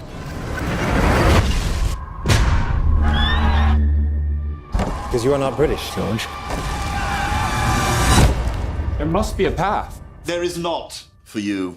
Go dig my grave. Oh, it's wide and deep. I sense a storm looming over the Ohio territories. To tell this world. I could go there, survey it for you. So you have ambition. Since the Crown sent me to serve, I've yet to have a good experience with a colonist. I look forward to changing your opinion. Much of that territory is unexplored. It's wild, unpredictable, and dangerous. What are you called? George Washington. Which fort is that? It's the French. And land claimed by the British Crown. Demand the French leave. Who does own this land, if not the one who has the will to tame it? Tell your king we will never leave. Then they will force you to leave. Oh. These are not the open battlefields to which you're accustomed. I have fought in a great many battlefields. Not in the New World, sir. If you fail, I have the colonial to blame. This is a direct order, and we will obey it! It's not your fault, George. Major Washington. You lost. You started a war! George, there's no fairness here. That is not the way the world works! Then someone should remake it! Choose your path. Make it yours. Forward! And prove them wrong. In theaters July 3rd. Celebrate America's 250th anniversary. Buy tickets now at angel.com/Washington. Speech isn't violence. Tolerance isn't love. Disagreement isn't hate. You're listening to Tactics with Caleb Colquitt.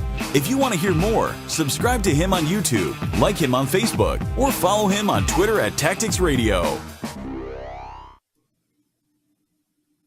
Hey, and we are back. Thank you so much for being with us here on Tactics, where speech isn't violence, tolerance isn't love, and disagreement isn't hate.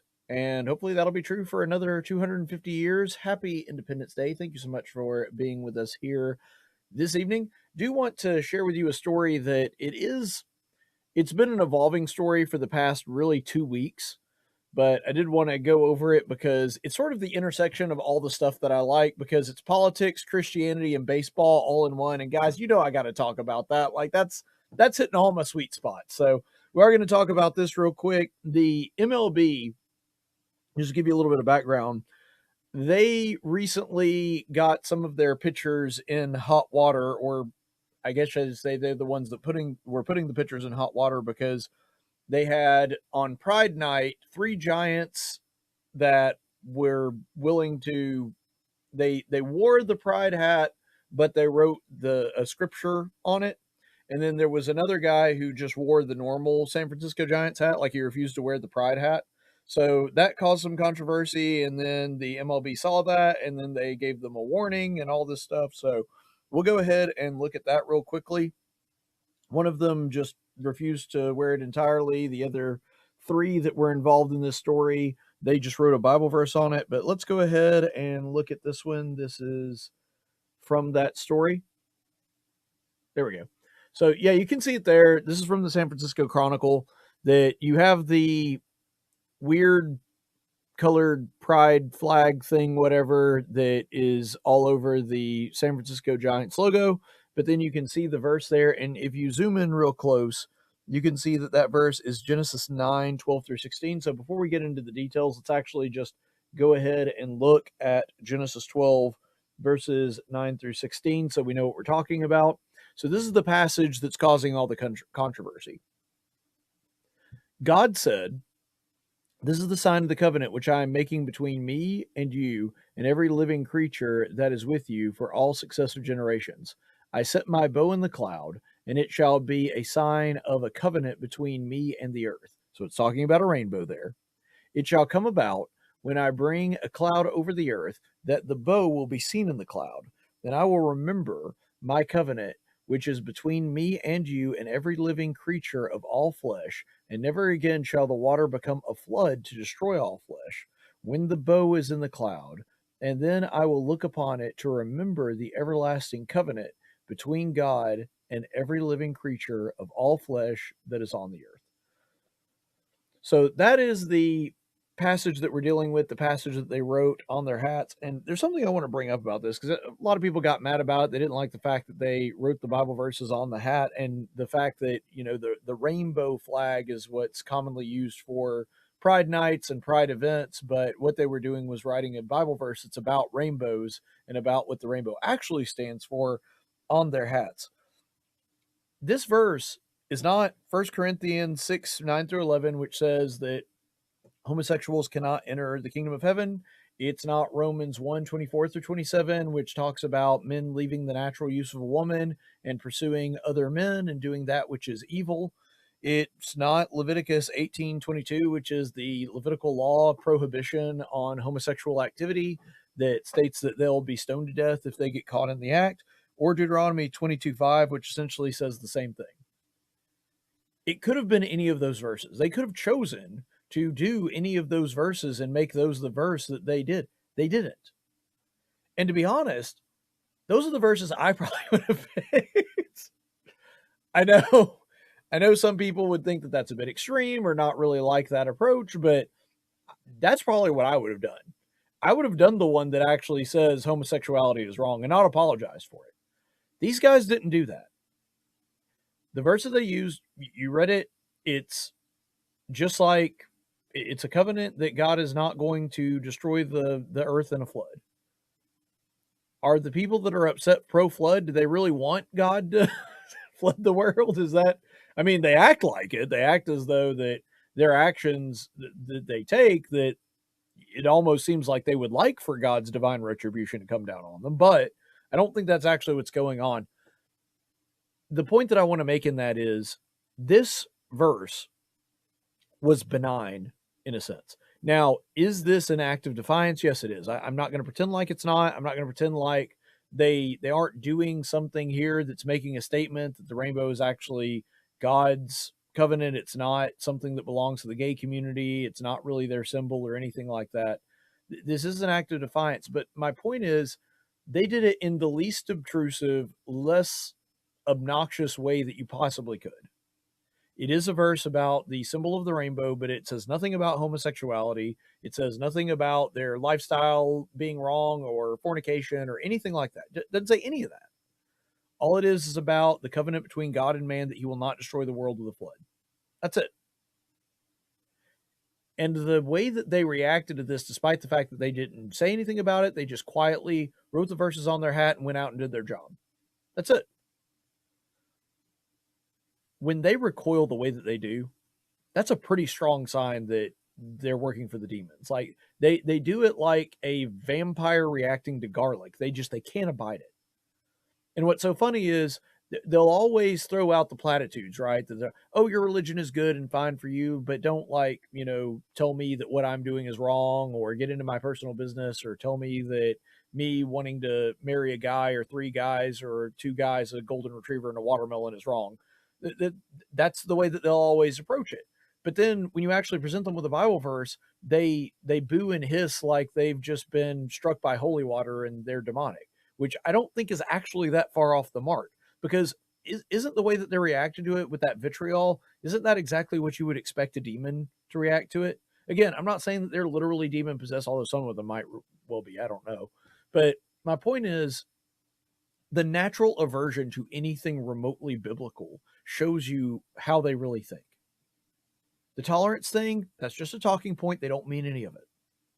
The second that you are putting any sort of platform or spotlight onto a Bible verse, especially when you're doing so in a way that subverts their own, they just can't stand it. They can't abide it. It drives them absolutely crazy, and they don't like even the mention of a Bible verse. That's the problem that they're running to. The way that they recoil of that, it says a lot. It does. Their reaction says a lot about what they really think. And I think the fact that this happened in San Francisco is pretty astounding too. I mean, San Francisco is like ground zero for gayness. I think it's probably the gayest city in the country. There is the whole thing with New York, with them being sort of the cradle of the gay movement with the bar up there, and but ultimately, what you're looking at here, San Francisco has always been known as the gay city. Like that's just how it is.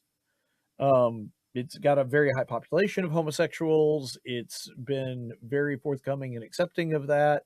They have always tried to make their laws accommodating for their debauchery, all that kind of stuff. So the fact that it happened in San Francisco, that's just huge. It is. And so I thought that that was really interesting as well. So the fallout of this is that the MLB issues a warning to these players. And you can see that warning here. So Sports Illustrated reporting, 3 Giants pitchers were issued a warning for Major League Baseball after they appeared in Friday night's game against the Cubs with Bible verses written on their Pride Night caps. The league notified the players that similar behavior would not be tolerated in the future. And then they just go on to describe exactly what we've already talked about. They tell you what verse that they were talking about. But I love this because, again, I was just talking about how tolerance is a one-way street. You know, they don't plan on tolerating your Bible verse. And so it's funny that they chose, the league wrote that. The Sports Illustrated didn't. I didn't. I'm not editorializing here. They're the ones that said, we will not tolerate that. So you want us to tolerate your beliefs, but the second somebody expresses their beliefs, we're not going to tolerate that. They literally say they will not tolerate it. That to me is just absolutely hilarious. You're supposed to tolerate all the beliefs that we tell you have to tolerate, but the second that your beliefs come in to some kind of contact with ours, no, we have to punish that. We have to stop that. We can't allow that to happen. So Tolerance Boulevard, as always, is a one-way street. And the thing is, they never wanted tolerance. They wanted subjugation. That's the reason that this burns them up so much, is because most of the players, because you know, Major League Baseball, especially considering how many guys in Major League Baseball don't come from these uber liberal city areas. And so I'm not saying it's a majority of MLB players. I have no idea. I'm not, I don't have access to some kind of poll on homosexuality regarding the sample to only baseball players. Like, I don't have that. But if I had to guess, and I know baseball pretty well, and I know politics and polling pretty well, I would guess that at least the majority of players don't agree with the Pride Night stuff, or at the very least, they're ambivalent about it. The ones that actually care about it and want to promote it, probably a very small percentage of the players. I'd be willing to guess anywhere from 60 to 70% are actually not okay with it, but they just, throw on the hat and throw on the jersey and go along to get along and that kind of thing. And that's part of the job or whatever. And they just tell themselves that. These guys took 5 seconds to look up the verse about the rainbow and write that on their cap, and it completely threw it into a frenzy. And I think that tells you a lot about it. When people just very much underestimate their own power, especially when they just say no. These guys just saying, no, I'm not for that. I'm going to show that I'm not for it, and ticking off the right people, that made a massive difference here. To the point that Major League Baseball actually rescinded that warning. They walked it back, and they said, also, just so we're clear, everybody has the option of just wearing your normal hat or wearing your normal jersey on Pride Night. You do not have to wear it. This is the first time I can ever remember, not just the MLB or not just a sports organization, really any major mainstream entertainment company doing anything like this. Walking that back and apologizing and telling their players, yeah, you don't have to do that. We don't want you to wear anything you're not comfortable with. That's pretty astounding. I really did not see that coming, to be perfectly honest. You see, they wanted subjugation. They wanted you to just go along to get along, whether you believe it or not, and just wear the hat and show your support or whatever. They don't care whether you personally support it or not. They just want you to go along with it. But the Christian virtue is the opposite. You see, in Christianity, if you're not serious about the cross, I don't want you wearing one. if you're not a believer that Jesus rose from the dead, I don't want you going out and doing something, that would imply that you do. I actually don't like people that aren't really on my team wearing my team's jersey. I mean that figuratively, of course. In this case, we're talking about literal jerseys, but I mean that figuratively. But it's interesting because they do. They get off on it. They love it and eat it up. They love the idea that there are people that they know disagree with them that are just wearing it to keep their head down and not have to fool with it. They love that. They prefer it, actually. Now, they probably prefer you actually just be on their side and agree with them. But if they can't get that, they're perfectly content to just make you do it regardless. Christianity doesn't work that way. In fact, I would actually recoil. Like, let's say that if we did Faith and Family Night, which the Biscuits have done, I know that other sports teams have done something like that. If they had a special jersey with a cross on it or some other Christian symbol, a fish or whatever, I don't want anybody that's not a Christian to wear that. I don't want them to feel compelled to wear it. I don't want that to happen because I don't want someone to see a non-Christian engaging in non-Christian behavior while wearing a Christian symbol and think that's what Christians are like. I don't want them to have to wear that symbol, but these guys do. It's about subjugation, not about tolerance. So let's look at this headline from The Hill because I thought this was pretty telling. The fallout from this has just been absolutely astounding. So this is talking about the reaction that Vice President Vance had about it and talking about his social media post. But look at this passage in the middle here. MLB is one of several major sports leagues that features annual Pride Nights and events, encouraging teams to celebrate diversity during Pride Month in June. Now, again, the lack of self-awareness just, it tickles me every single time. We're here to celebrate diversity. Also, if you do something that's different from everybody else, we will punish you for that. I don't know if they just don't know logic or what, but like, first of all, there's the whole thing about the diversity of thought. Like, oh, well, if you don't agree with us, then we don't like that diversity. Okay, well, that's not diversity, bro. Like, that's literally uniformity. And the thing about the uniforms is they did something that made their uniform different from everybody else's, and that's literally the thing that they're punishing. So how are you going to tell me you're celebrating diversity when you're literally punishing diversity? Like, even if I didn't have any problem with the gay agenda, I mean, obviously I do, but even though I didn't have any problem with that at all, that to me is just funny on a logical level because you're literally punishing people for doing something different than everyone else did it. You're punishing diversity. Even if you thought the diversity was bad, objectively, you're not celebrating diversity by punishing diversity. It doesn't make any sense. But I don't know, that tickles me. It just showcases that every value they claim to have is a lie. They claim to be all about unity and diversity and everybody being their authentic selves. But the second someone is their authentic selves in a way that they don't like, they're done with that. Nope, we don't want that. Go back to being the way, be authentic the way that we want you to be authentic. That's what we want you to go back to doing. It really is kind of hysterical that they are this way. So this was another one that I thought was pretty good. This one comes from Senator Scott Wiener, who is a state senator in the state of California and is from San Francisco. So he says this, and by the way, I'm going to read this in gay voice because you look at that guy, you can tell he's definitely gay. Like I don't know if he actually is or not. I didn't bother to look it up. And frankly, I was afraid of what Google would have shown me if I did. But so I'm just going to read this in gay voice. People have a right to whatever religious belief they want, even if those beliefs dehumanize other people. But they don't have a right to hijack their employer to promote those hateful beliefs. It's a job-related event. The MLB didn't penalize them for their faith. It penalized them for violating the rules of their employment. Okay, Scott Wiener. All right. First of all, yes, that is that guy's real name. I realize God's gotten a little lazy with the typecasting here. I mean, our first major gay political presidential candidate, I should say, had butt in his name.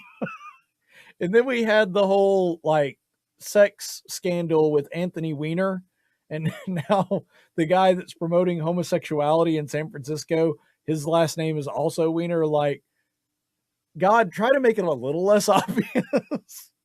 I don't know. Maybe he does need to make it more obvious because there's clearly not people not getting all of it. But I don't know. I find it funny that so many of these guys are having this. So anyway, on the surface, I actually agree with that tweet. I know that'll surprise a lot of people. On the surface, without context, I actually agree with the tweet, which is at the core of it, yeah, you do have a right to express yourself. You have a right to free expression. You don't have a right to hijack your workplace in order to make a political statement. That is true. I don't actually necessarily disagree with that. Like, if you're working at McDonald's and you're wearing the McDonald's uniform, you don't have a right to just sprawl a Bible verse across your apron. Even if it's a pride apron, you don't have a right to do that. You can get fired for that. Now, I support your right to do it, and I think it's actually a good thing to do that. But if they fire you, they fire you. Or if they fine you or penalize you in some way, they have the right to do that. I don't disagree with that in the vacuum. Here's the thing, though. With all the reasons that I've already stated, which is they say that they're all for tolerance, but then the second somebody does something that's different than what they wanted, all of a sudden they're not tolerant anymore. They'll claim that they're for diversity, but then they'll punish people for actually doing something that makes them different from everybody else. So they're literally punishing diversity. So there's all the hypocrisy, all of that going on too. But here's the thing about Scott Wiener specifically. Does anybody believe that he'd be cool with this if the shoe were on the other foot? Like, let's imagine a scenario where a activist was doing something to hijack his employer's place of business or position or the spotlight that he was put in through his job in order to push a political agenda. And let's say that employer then fined him or punished him for that. Would he be for that or against that? I don't think any honest person thinks that he would actually be for it if it was an activist on his side. But wait, we actually don't have to imagine it. Do you know why? Because that actually happened. And it actually happened in San Francisco where Scott Wiener lives. You may recall that there's another sports team in San Francisco known as the 49ers who play in the NFL. And that is the home of Colin Kaepernick, who kneeled for the anthem and hijacked the public platform of the 49ers. So maybe Scott Wiener had some thoughts on that. Let's see if that is the case. Oh, it turns out that he did. So Time Magazine, this is from right after the Colin Kaepernick thing happened. San Francisco City Supervisor Scott Wiener, who represents the district, and so that goes into a whole other story, so I won't go that. I'm just showing you that it's the same guy from San Francisco. So let's go ahead and skip down to the bottom paragraph there. Wiener, a guy named Wiener, that still kills me. All right. Wiener concedes that not everyone in town likes what Kaepernick, the domino that started this movement, has done. But he says that the backup quarterback's protest reflects the spirit of San Francisco. People here may agree or disagree with you, but they'll fight to the death to protect your right to be who you are and express what you believe. Oh, will they? Well, I thought that it was wrong to hijack your employer and the spotlight that they were put in that platform in order to push a political agenda. But apparently when Colin Kaepernick does it, it's fine. When the San Francisco Giants do it to put Bible verse on their caps, even though that was way less obtrusive and way less obstructive and way less hijacking than Kaepernick was, where all of the attention was on the American flag and everything with the team, and then all of a sudden he's kneeling for several minutes there, as opposed to just writing a message on their cap, which, I mean, you could have, especially because of how small it was, you could have watched that entire game and never even noticed or even known that that's what was on the cap. They didn't obstruct the game or the process of it at all. You could do that, and that would be way less hijacking, but when Scott Wiener sees someone from his side doing it, then he's suddenly okay with it. Big surprise there. So, that being said, let's go ahead and look at this other tweet from Wiener, because, I mean, it's just been a gold mine with this guy. There we go. Another tweet by him. Senator Scott Wiener on the homophobic backlash against Major League Baseball. On San Francisco Giants Pride Night, also the 10th anniversary of the Pulse nightclub massacre. Yeah, like they were thinking about that when they did that. Several players defaced their pride caps with a biblical message that has been hijacked by homophobes to take back the rainbow from the LGBTQ people. Dude, it was never yours. That passage is several thousand years older than the gay movement in America, way before there was ever a rainbow flag. The players could have displayed this passage any night of the year, but they chose to do it only on Pride Night. Well, yeah, they were doing it as a counter to Pride. Like, nobody denies that. I just said that. Obviously, it was a counter to Pride Night. That's not the case. But the funny thing about all this is, notice the language that he uses there. It's kind of like the language we were looking at in the beginning of this show, right? We're talking about how Jefferson used the language of sanctity when he's talking about the rights of men, that he uses this sort of sacred church language to describe natural rights, nature's God, nature's law, that kind of thing. Scott Wiener just did it there. He says that they defaced it. In other words, Pride Night is a ritual for him. It's part of his religion. It is sacred to him. If you ever needed more proof that this is a rival religion and not merely a political movement, I mean, that's all you need right there. Clearly, Scott Wiener has basically bought into this as though it is his religion, because there's no other reason you would use that sort of language with that. And the thing that bothers them is they're using, because this is the way the devil operates, he doesn't actually make evil things. Evil doesn't exist. Evil is a void. It's a corruption. He doesn't make evil. He takes that which is good and corrupts it. And that's exactly what Scott Wiener is trying to do here. See, the rainbow is a sacred symbol of God's promise with mankind. And what the gay agenda did, which I think this flag's been around since the 60s, but what they did was they hijacked that symbol, because that's what they do. They corrupt good things. And now they're claiming that it's sacred to their side and that you're not allowed to taint it or hijack it. No, we didn't hijack it. You hijacked it. It was ours first. That covenant was made with Noah probably 4, 5, 6,000 years ago, give or take some. It's one of the oldest passages in the Bible. It goes way back before even Abraham was born. So no, when we're talking about hijacking, you guys are the ones who did the hijacking. They're just taking it back. So sorry. I'm sorry you're a few thousand years too late on that one, but you are. So there you go. But ultimately, that's just how they treat this. They treat these symbols as though they are sacred, like a cross or a Jesus fish or something like that. They treat the symbols as sacred. They treat these holidays like Pride Night or Pride Month. They treat those as sacred things. They operate exactly like a religion, because it is a religion. Because every human being that has ever existed worships something. It could be an idol. It could be a rock. It could be their own ambition. It could be themselves. It could be their wives. But every single human being that has ever existed worships something. And for guys like this, it is the omni cause, the Pride Night, transgenderism, Free Palestine, all of that stuff. That is their religion. It is what they practice. And you can tell by the way that they infuse it with sacred language by using things like defaced or defamed, as though that this is a Pride Night hat as some kind of sacred thing. Like, look at my hat. It's not a sacred symbol. Now, I don't like people defaming the flag, but ultimately it's still not part of my religion. There is some sanctity to it in some sense, but ultimately it's not the same as like tearing up a Bible or something like that. These are different things, because I love America. I'm a patriot. It's not my religion. And if I had to choose between somebody like that idiot congressman that just got elected in her primary, well, she's not a congressman yet, but she will be, talking about wiping her hand on the flag. If I had to choose between someone wiping their hand on the flag and wiping their hand on the Bible, I'll pick the flag. And I'm pretty sure all of our founders would have done the same.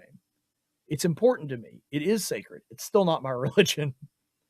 But for these people, that's exactly what it is. And when you're defaming anything with Pride Night stuff on it, or you're defacing Pride Night, you're doing something that is unholy to their sacred order. That's how they view it. So let's go ahead and look at this other one. This was a good reaction from the New York Times that kind of reinforces this. So let's go ahead and look at this one. So the New York Times, without the support of their community at large, LGBTQIA plus $2 ampersand reverse caret, individuals are much more likely to be told that they are without value. They are likelier to be abused, to self-harm, or to get kicked out of their homes, to be bullied and assaulted. They are at risk because of a society that still doesn't always accept them, even after decades of progress. Some of that progress was made when events like Pride Night became commonplace. Yeah, I'm sure that that's what stopped it. Although he claims that it's still going, so apparently he didn't do a good job of that. Reminding the world that a community's existence, strength, and humanity. Events like Pride Night reduce the suffering in a very real way. Sure, okay. To suggest that they don't is to ignore the humanity of the individuals involved. Guys, I can't make this up. This is what they actually wrote. The community is filled with human beings.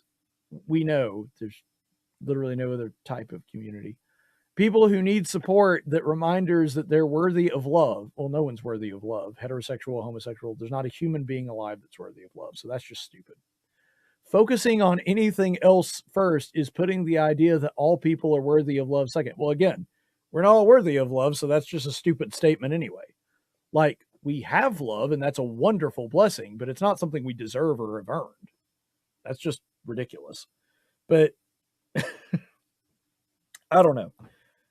Does anybody really buy that seeing Major League Baseball players in rainbow-colored jerseys reduces the suffering of gay people? Like, I got to be honest. I'm pretty sure that if I found any random gay person, and I've known a few, I've even been friends with a few.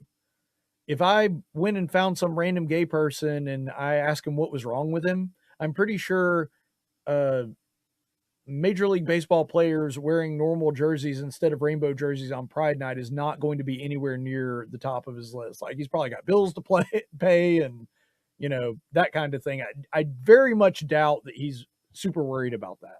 Now, if they were, it wouldn't make this any less ridiculous, but it really doesn't matter. They act as though that they're doing some kind of harm, that they're engaged in actual violence by not wearing a rainbow jersey or a rainbow hat or something like that. Or even like they did, wearing the rainbow hat, but writing a Bible verse on it. That somehow puts them in danger. And the reason they have to say that is because there's no other reason for them to get mad at it. They know that this is unreasonable. They know that it's ridiculous. So they have to elevate the rhetoric and crank it up to 11 so that people will mistakenly believe that this is somehow harming somebody. Like, you can disagree with it if you want to, and that's fine. I'll have that debate. I'm having that debate right now. But the idea that someone's actually being harmed by it, that's just dumb. It is. Like, I don't like the Pride Night thing. I think that it's stupid, and it actually does get people killed through things like AIDS. But do I believe that you're actually harming somebody by wearing it? No, I don't. I don't think you're actually physically bringing harm to somebody by wearing a Pride Night flag. You shouldn't do it. You shouldn't do it. But there's a difference in that and actually bringing physical harm to somebody. And let's not kid ourselves here. But anyway, I don't know. Ultimately, they use this erasure language, like you're ignoring their humanity. No, nobody said that they're not human. This verse did not say that they're not human. In fact, even if you'd use one of the harsher verses that I recommended, like 1 Corinthians 6, that still wouldn't be denying someone's humanity. In fact, it would be the opposite. It would be acknowledging it. Because nobody bats an eyelid when a penguin, like a male penguin, has sex with another male penguin. Like, it's not a thing we care about. Nobody cares about that. Nobody's bothered by it. It's weird, but it's not necessarily something that raises any eyebrows. When two humans do it, it makes a difference because that is a human. And there are certain behaviors that humans are not supposed to engage in. So actually having a problem with it de facto means that they are human, and we're acknowledging that there's something wrong with that behavior.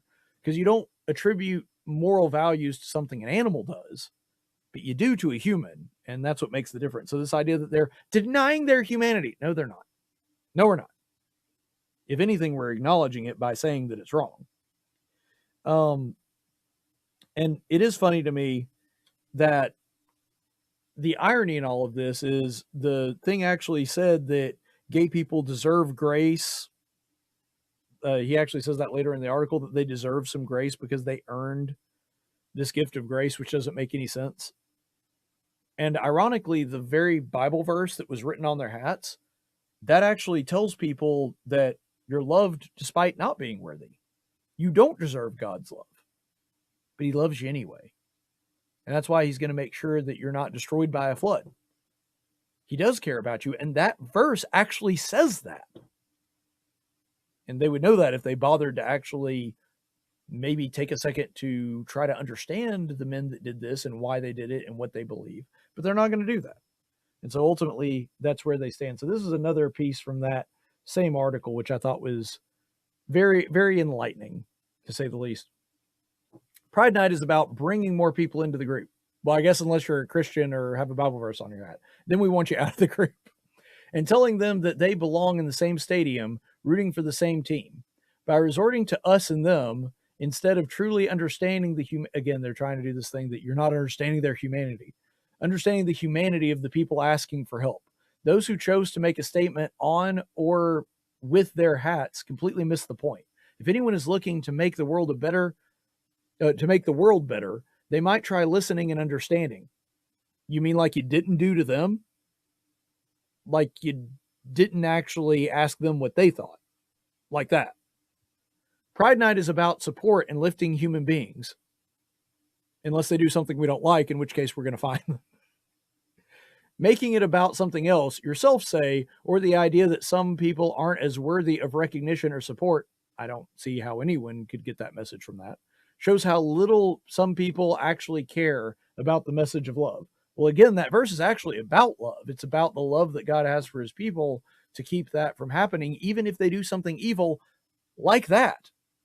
Like God is saying, even if you do gay stuff, which I don't like, still not going to kill you with a flood. He might kill you with something else, but it's not going to be a flood.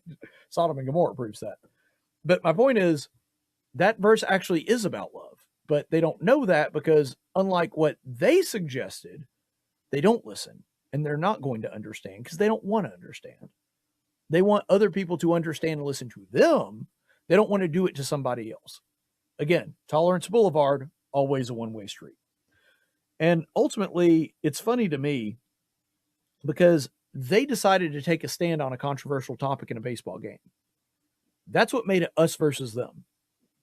We didn't pick this fight, you did. And this is one of the things that's very funny about people on the left. They'll accuse us of engaging in a culture war. They'll do something that they know is going to draw controversy like this. And then when it draws controversy, they say that we're the aggressors. No, you decided to make this decision. Major League Baseball decided to have a Pride Night. And they knew that there was a large swath of the country that does not agree with that. Now, that's their prerogative. They can do it. That's up to them if they want to cost themselves ticket sales and whatever. But you can't act like we're the ones that caused that. You made that decision. We didn't. It's the whole, like, when your little brother would come in and he would punch you and punch you and punch you or hit you or whatever, or annoy you to the point to where you slugged him. And then he would cry and then your mom got onto you. That happened to me a lot. Yeah, it's the same kind of thing. You're not the aggressor in that situation. You can't blame the person for reacting to it when you're the one that decided to set this up. So you can talk about inclusion and wanting to have everybody, but you're the one that decided to make it us versus them. They didn't. You're the ones that decided to compel them to wear something that you know that at least some of the people on the team probably didn't agree with. Well, you can do that, but if you do, you have to realize that you're the one that's actually making it about us versus them. In the same way that I wouldn't want a gay guy to have to wear a jersey that had 1 Corinthians 6 on it or Romans 1:24-27 on it. Like, I don't want him to have to wear that. I wouldn't compel him to do so. I mean, it'd be good for him, but that's not necessarily, I mean, not if he doesn't believe it. You know what I'm saying? To read the verses would be good for him. But what I'm saying in all of that is, ultimately, You're the one that decided to make it you versus them, and then they reacted to it, and then you threw your hands up and acted like you were some innocent victim. That's not the way this works. You can't take an aggressive stance on a controversial issue and then be surprised when people actually disagree with you on that. That's what makes it a controversial issue. Anyway, there we go. So, ultimately, I'd be fine with them taking this position. I really would. Genuinely. Like, I would be fine with them taking the position of, let's just play baseball. I don't need a family faith night. I don't need the let's have Bible verses on our hat night. Genuinely, the only thing I want is let's just play baseball. I'm okay with that. Status quo ante, keep everything neutral, fine by me. I love baseball. I spend a lot of my time watching baseball.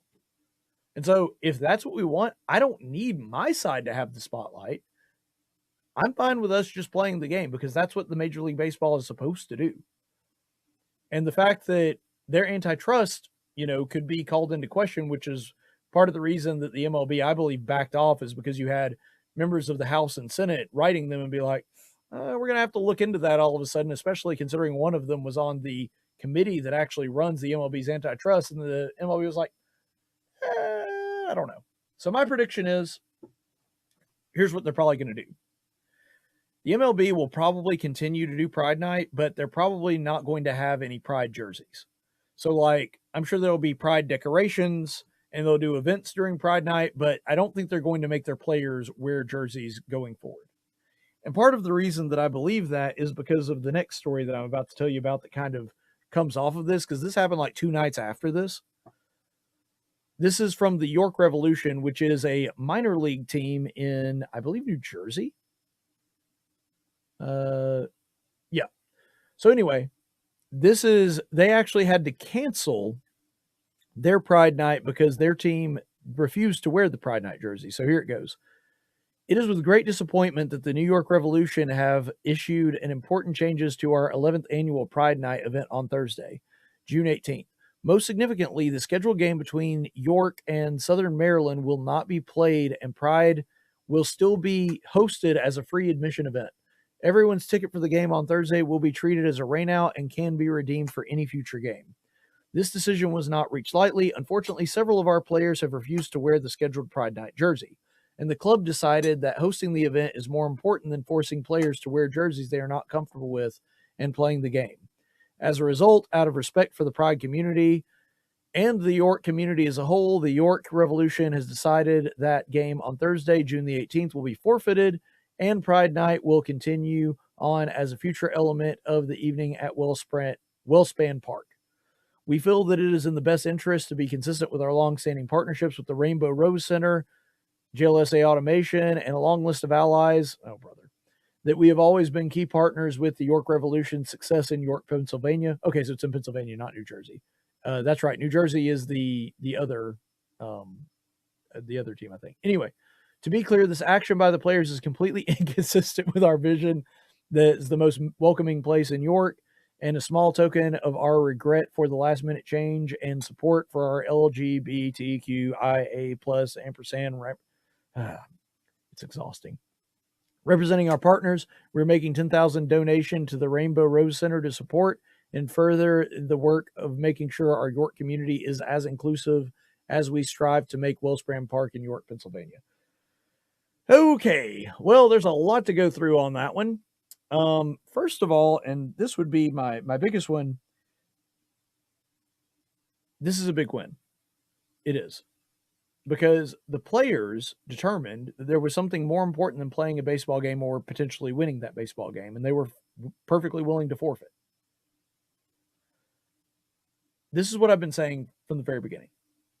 This nonsense will stop when we stop it, and no sooner. It's not going to go away on its own. We can't just bury our head in the sand or put on the pride cap and just go along to get along. Courage is contagious. I'm convinced the players saw this from San Francisco and got together and are like, you know what? We'll forfeit. That's fine. Baseball is a long game. We got plenty of other games we can play. I don't think they would do this in football, unfortunately. Although if they did, it would make a really big statement and I would applaud it. But in baseball, they're like, you know what? It's one game. We'll just forego it.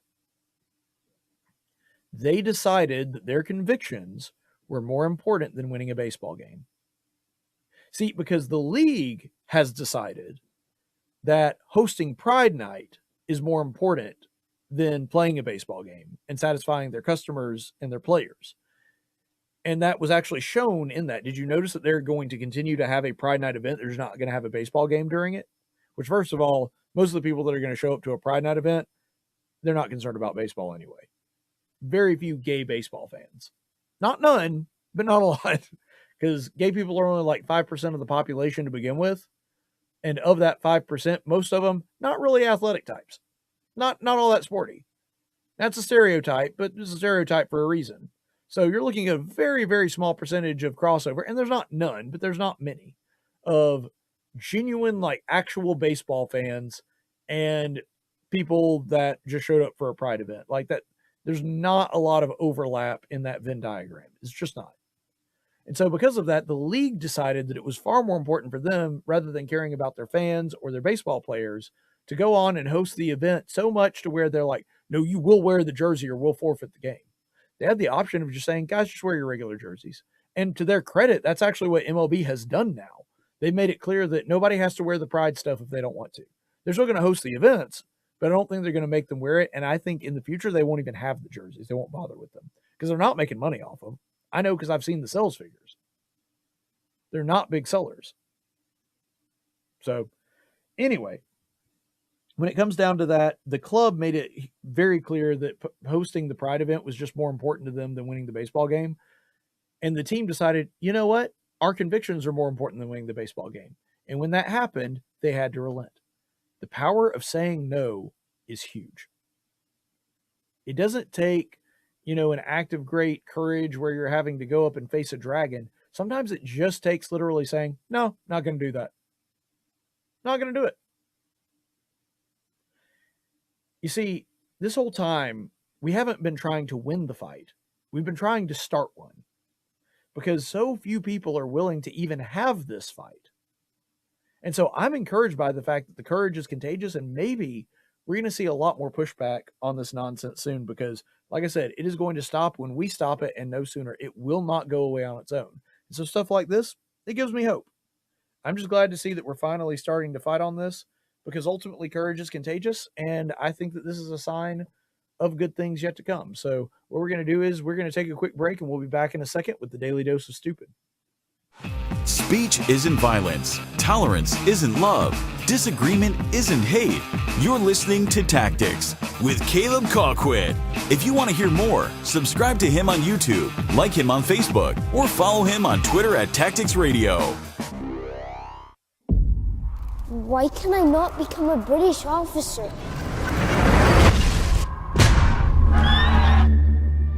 Because you are not British, George. There must be a path. There is not for you. Go dig my grave. Both wide and deep. I sense a storm looming over the Ohio territories. To tell this world. I could go there and survey it for you. So you have ambition. Since the Crown sent me to serve, I've yet to have a good experience with a colonist. I look forward to changing your opinion. Much of that territory is unexplored. It's wild, unpredictable, and dangerous. What are you called? George Washington. Whose fort is that? It's the French. And land claimed by the British Crown. Demand the French leave.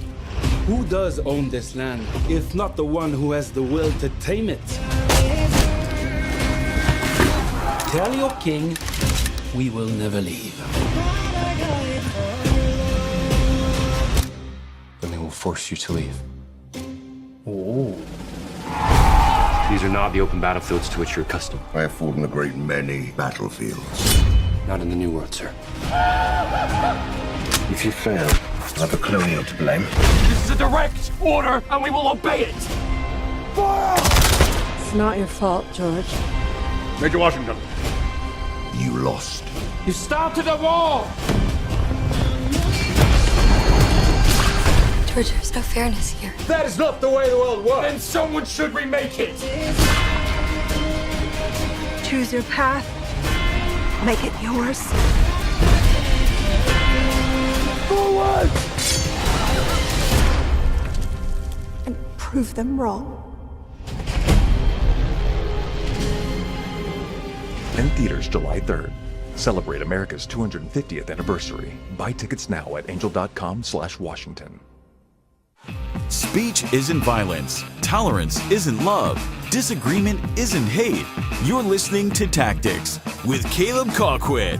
If you want to hear more, subscribe to him on YouTube, like him on Facebook, or follow him on Twitter at Tactics Radio.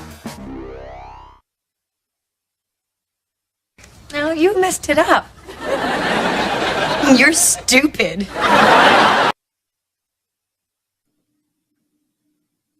Welcome back, folks. And yes, we are here for the daily dose of stupid, and this one is pretty dumb, as you would expect. So, Supergirl has bombed pretty hard.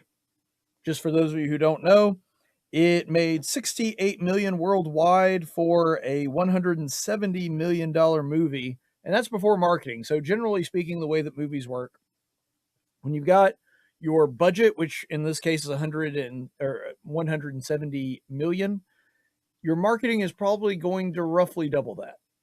So we're looking at probably 340 million-ish, somewhere in that area.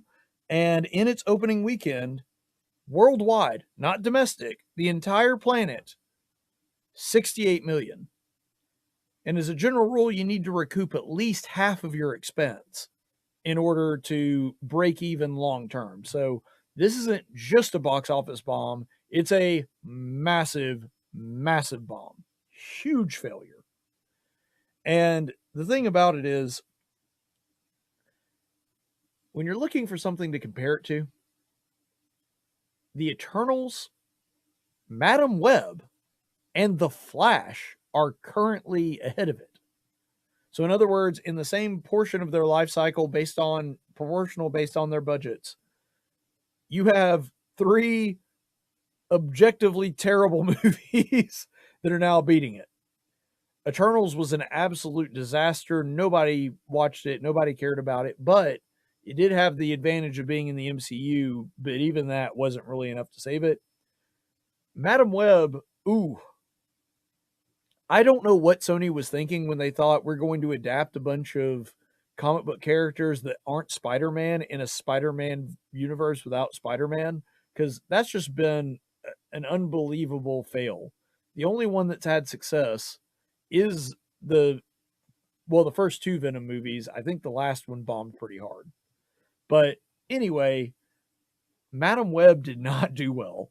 Not a lot of people wanted to go to see an obscure side character from the Spider-Man universe that even nerds like me haven't seen in the comics very often. I mean, I was a big fan of the 90s show, so I knew Madam Web pretty well.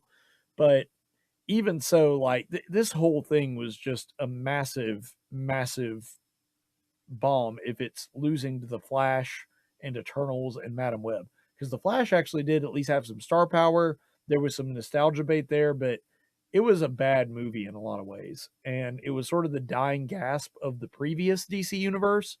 So now we're left with just, this thing is not doing well. And you might be wondering why that is the case. Why are we doing so badly with this? Why didn't Supergirl do better? Because, Superman's really popular, and the Superman James Gunn movie that preceded it, that teased it at the end, it actually did really well commercially. It wasn't like a grand slam, but it was a pretty strong standing triple. And so why is it that we're seeing this one bomb so hard? Well, there's a lot of reasons, but this is part of it. This is a interview that Milly Alcock, the actress that plays Supergirl. The headline tells you about all you need to know, but we're going to read it anyway. Just effing go for it. How Supergirl star Milly Alcock learned to ignore the trolls and become a punk rock superhero. Okay, so right out of the gate, you know that this is going to be a disaster area when they have to categorize it like that. So here's what she says. I guess women know that this is how it's always been, unfortunately, Alcock adds. And it's from a lot of people whose profiles have no photo, who are burner accounts, or someone's name and then dad of 4 Christian, which is hilarious to me. But I mean, whose opinion do you really care about? If you're ticking off the right kind of people, you're doing okay. Yeah. There's several problems with that. First of all, dads, kind of your core demographic. And I know that you're going to be thinking, or if Milly Alcock was here, she would think that that was gross or that's not really the people. That's not what I'm talking about. Dads would be the last people that you would want to tick off for this, because this is a female superhero movie. So presumably one of the core demographics of that would be little girls with their dads, because as a general rule, adult women do not like going to action movies. And so this is a movie that you could potentially take your little girl to as a dad. This would be something cool for her to watch, that kind of thing. Although with the content of the movie, I don't think that actually would work very well. But my point is, Christian dad should actually be your core demographic. A guy that can go and enjoy some cool action scenes with his daughter and see a cool female superhero that she can relate to. Like, that should actually be the audience that you're catering to the most, more than anybody else. Because do you really think a lot of woke lesbian feminists are going to be going to these movies? Probably not. I mean, there might be some, but not many. And the reason for that is they're going to be going to see artsy films or something else. They're not going to be going to see Supergirl. And so it's so funny. She's like, well, as long as you're ticking off the right people. Bro, you're ticking off the worst possible person. You're ticking off the people that should most want to go see your movie. And when you're ticking off the fans, that's a bad move. It's not just for movies. I mean, you could apply this to anything. If you're a fast food chain, you probably shouldn't be ticking off people that don't make a lot of money, because that's your core demographic. If you're NASCAR, you don't tick off rednecks. Your fans are rednecks. You know, if you're Starbucks, you don't tick off middle-aged women, because that's who you're catering to. And unfortunately, she's gone out of her way to do her best to alienate people that really should be the ones that want to go see her movie.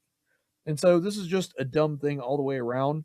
But I want to get to something else, because most people are not paying close enough attention to the behind the scene movie things that maybe I am or other political commentators, that kind of thing, are. And so because of that, I don't actually think that this interview is the thing that tanked the movie. I think the movie's just a bad movie. And I've not seen it, and I have no intention of going to see it. I'm not going to review it. That's the reason that I've not done a review, because I'm not going to review a movie I haven't seen. But the reason I don't want to go see it is not because I didn't like the trailer, and not because of all the negative buzz that's going around on social media. I actually decided not to see it at the end of Superman. There's that cringy scene where she comes in busting in half drunk and then just flies out and insults Superman and disrespects him. And from what I've heard in the movie, that is consistent in what happens in the film as well. That Superman never shows up unless he's either the butt of a joke, or it's just some reference to try to treat him irreverently. Like the opening scene is literally Crypto peeing on a newspaper with Clark's face on it and her laughing and saying, "Good boy." This is stupid. And here's why. Because I'm a big fan of comic book Kara. I really am. Like, I'm a Supergirl fan. I've seen multiple animated films, and well, there is that one live action one, but I've not seen that because I heard it was a problem too. Not from a feminist standpoint, it just wasn't a very good movie. But Kara is a great character. She's one that I really like, and she's always had a rebellious streak. Nobody has a problem with that if they know the Kara from the comics. Like the whole thing with her joining the Legion and the, going to the future and all of that. I'm fine with any of that. I've seen several of the movies that cover that storyline. Young Justice has her in it, which is really cool. I'm a big fan of Justice League, which features her prominently. She's in Smallville, which is my favorite TV series of all time, and she's great in it. One of the reasons that season 7 is so much fun is because she's in it, and she's a really big part of it. Love Kara. She's a great character. But objectively, it's really stupid to make the second movie in your movie universe a Supergirl movie. And as much as I love Kara and I don't mind her rebellious streak, you can tell that she always, even when she's annoyed by Superman, she loves him and respects him. And in a lot of ways, she wants to be him. There's actually a line in Justice League Unlimited where Kara changed her outfit to look more like Clark's because she admires him so much. So even when they knock heads or she gets annoyed with him or she is bothered by him being too protective or paternal or whatever it is, she still loves him and respects him. And the exact opposite is true in everything that I've seen, from the previews of this movie to the Easter egg at the end of the last movie. She treats Clark as though he's a naive idiot. And she can't wait to get away from him. She actually disdains him. And the problem with that is subtly hinting to the audience that this movie is about people that don't like Superman. I don't like Superman, I don't respect him, and you're dumb for respecting him. That's essentially what it's saying. It's very similar to Star Wars Episode 8. That whole movie was geared around telling the audience, you know, the Jedi, they're not that great, and your heroes are dumb and weak and broken, and you're kind of dumb for liking them. That was that whole movie's thing. And surprise, surprise, it sucks. But it actually made a lot of money before people realized it sucked. This movie doesn't have that advantage. And so what you're stuck with is you're going out of your way to alienate and insult your fans beforehand. And then if they actually do see the movie, they see that the whole movie just insults them. It insults the things that they like, the things that they care about. And this is one of the reasons that I don't think James Gunn, and I've said this from the beginning, he's not a good pick to run the DC universe. I actually really like the Superman movie. Go watch my review of it. I enjoyed it. It wasn't bad. The problem is he's a decent captain, but a terrible general. He doesn't need to be the one running the whole show because he doesn't understand heroism, and he does really well with offshoot, quirky, lesser-known characters that he can kind of make into, you know, a lovable outcast or something like that. He cannot handle, or at least not from what I've seen, he can't handle mainstream, well-known, well-established characters that don't fit that mold. And that's the reason with Superman, you had Hawk Girl, Mr. Terrific, and the worst Green Lantern, Guy Gardner, showing up and being some of the main characters that got almost as much screen time as Clark did in a lot of ways. Because that's not the character Clark is, and James Gunn is way more comfortable taking care of those side characters. And it seems like we're seeing the same thing happen with this, because at the end of the day, nobody wants to see drunk party girl Kara. They just don't. Woman of Tomorrow is a terrible graphic novel. They should have never based it off of it. And the idea that Kara has problems, that she has trouble coping with Krypton, all of that's fine.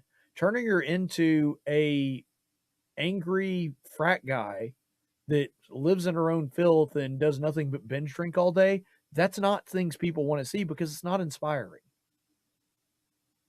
It doesn't create any sense of urgency or heroism. It doesn't do any of those things. And that's one of the things that I really think James Gunn doesn't get. His whole thing is being irreverent. And that's fine, and it works for like Guardians of the Galaxy and some of the other properties, but it doesn't work in the Superman universe. And like I said, even though I really liked his movie, there are some pretty significant flaws in it. And those flaws just got ramped up into overtime in the Supergirl movie because it treats Superman like a joke. And if you're going to make fun of the thing that people are there like, you're just alienating your audience for no reason. And that's why this thing bombed, in my opinion. But the thing that's so sad about it, and the way that I'm going to tie this into Independence Day, with this and with the Major League Baseball thing that we just talked about, we're losing our common spaces. We just are. And that's a shame. Because there used to be things like Independence Day, like Major League Baseball, like going to the movies that Americans just kind of universally liked. We went to see the same movies. We went to pull for the same baseball teams on the same nights. And when Independence Day came, nobody cared whether you were a Republican or a Democrat. They were going to offer you a hot dog or a brat or a burger anyway and sit down and watch the fireworks together. Now we're divided on the sense that basically if you're in favor of fireworks and the hyper patriotism or whatever, it's because you're MAGA. Because the left kind of hates the country now. and doesn't like it and are stewing about it. In the past, that wasn't the case. And it's just a shame to me that we're losing our common spaces. Because as a country, if we want to come together, one of the easiest ways to do that is to do it through entertainment, through a neutral medium that isn't all about politics. But unfortunately, whether it's baseball or the movies or whatever else, now they've kind of made everything about politics. And that's something that really nobody, right or left, should be celebrating at this point. It's a shame that it's the way that it is, but it's kind of the hand we've been dealt now. So with that being said, let's go ahead and move on to the Chaplain's report. In 1775, the Continental Congress created the Chaplain Corps. Under the command of General George Washington, each soldier was required to attend worship service every Sunday. While other armies advanced on their feet, Washington's troops advanced on their knees. It's time for the Chaplain's Report with Caleb Colquitt on tactics. All right, so Chaplain's Report today, we're going to go into the scripture, but we're actually going to spend some time in George Covenant's speech because George Washington made a covenant with God. And I believe that he did so with his first inaugural address, and so we're going to look at that real quick. So we'll look at this portion of his address when he was elected in 1789. Such being the impression which I'm going to skip ahead to that one, sorry. There we go. Such being impressions which I have in obedience to public summons repaired to the present station, it would be particularly improper to omit this first official act by fervent supplications to that almighty being who rules over the universe, who presides in the councils of nations, and whose providential aid can supply every human defect, and that his benediction may consecrate to the liberties and happiness of the people of the United States, a government instituted by themselves for these essential purposes, and may enable every instrument employed in its administration to executive with success the functions allotted his charge. In tendering this homage to the great author of every public and private good, I assure myself that it expresses your sentiments not less than my own, nor those of my fellow citizens at large, less than either. No people can be bound to acknowledge and adore the invisible hand which conducts in the affairs of men more than the people of the United States. Every step by which they have advanced to their character of independent nations seems to have been distinguished by some token of providential agency. And in the important revolution accomplished in the system of their united government, the tranquil deliberations and voluntary consent of so many distinct communities from which the event has resulted cannot be compared with the means by which the governments have been established, with some return of pious gratitude, along with the humble anticipation of future blessings which the past seems to presage. These reflections arising out of the present crisis have forced themselves too strongly on my mind to be suppressed. You will join with me, I trust, in thinking that there are none other the influence which, in the proceedings of a new and free government, can more auspiciously commence. When you look at that speech, you can tell that General Washington believes that America exists because God wills it so. That there is absolutely no way, according to him, that it could exist without his providential favor. That there are too many events that he saw personally. And by the way, if you know his history and you know the history of some of his battles, the fact that 2 hurricanes kind of came out of nowhere to stave off the British troops long enough for him to get a decisive victory, or the fact that he was able to, through sheer happenstance, hide a very large fighting force in a way that the British didn't see them coming for several days while they were marching towards the battlefield. I mean, there's just too much there that lines up, according to Washington, that could have explained how we were able to become a free country. If you don't believe in divine providence, there's just no way to make sense of that. And that's what Washington is trying to acknowledge here. He understands fundamentally When it comes right down to it, there's no way to deny that God's hand played a part in our founding. That was just self-evident to him. And you'll notice that he transitions in that.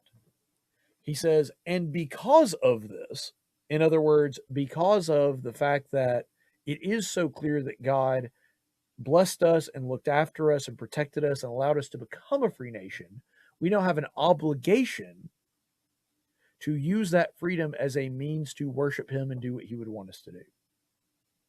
Gratitude is the natural outgrowth of God's blessing and protection.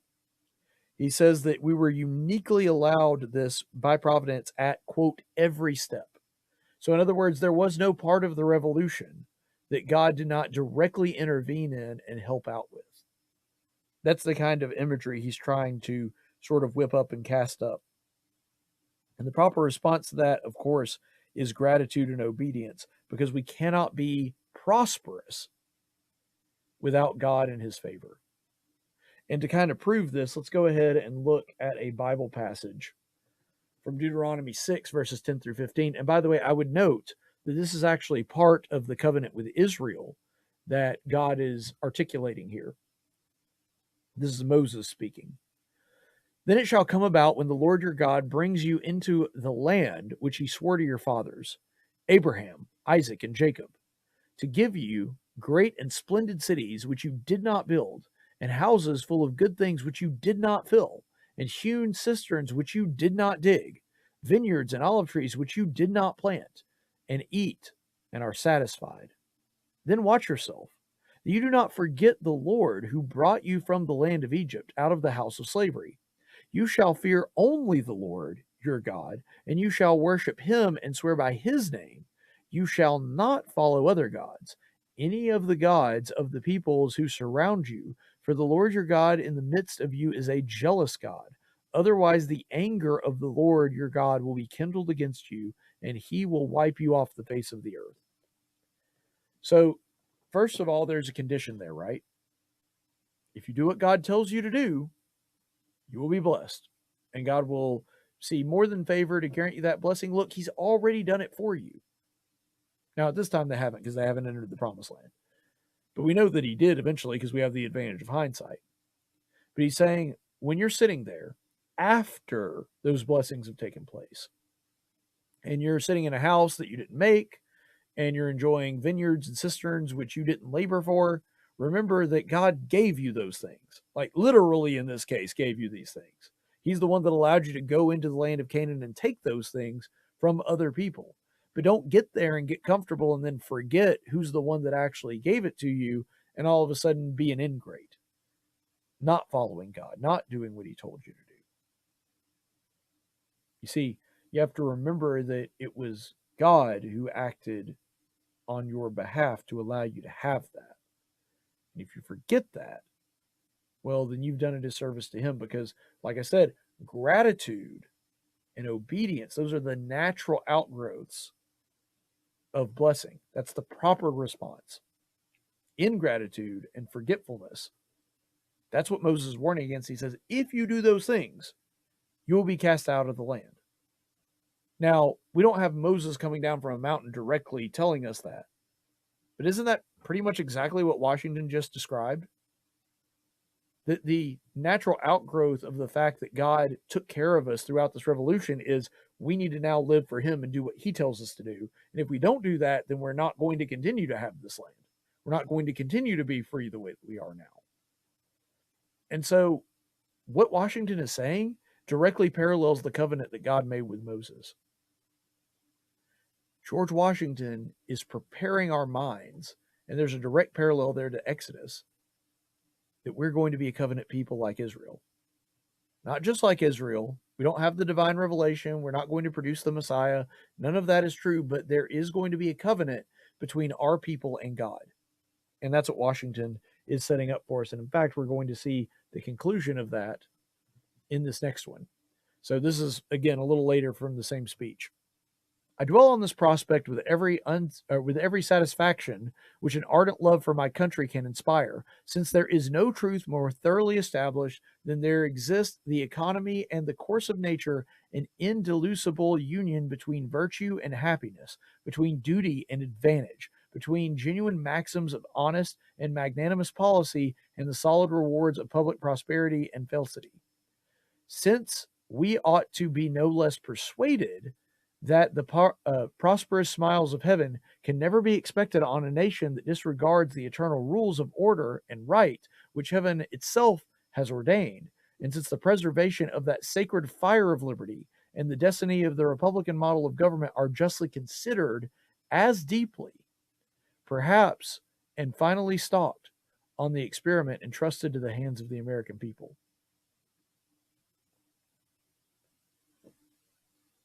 So that's pretty much exactly the same thing that we just saw from Moses, right?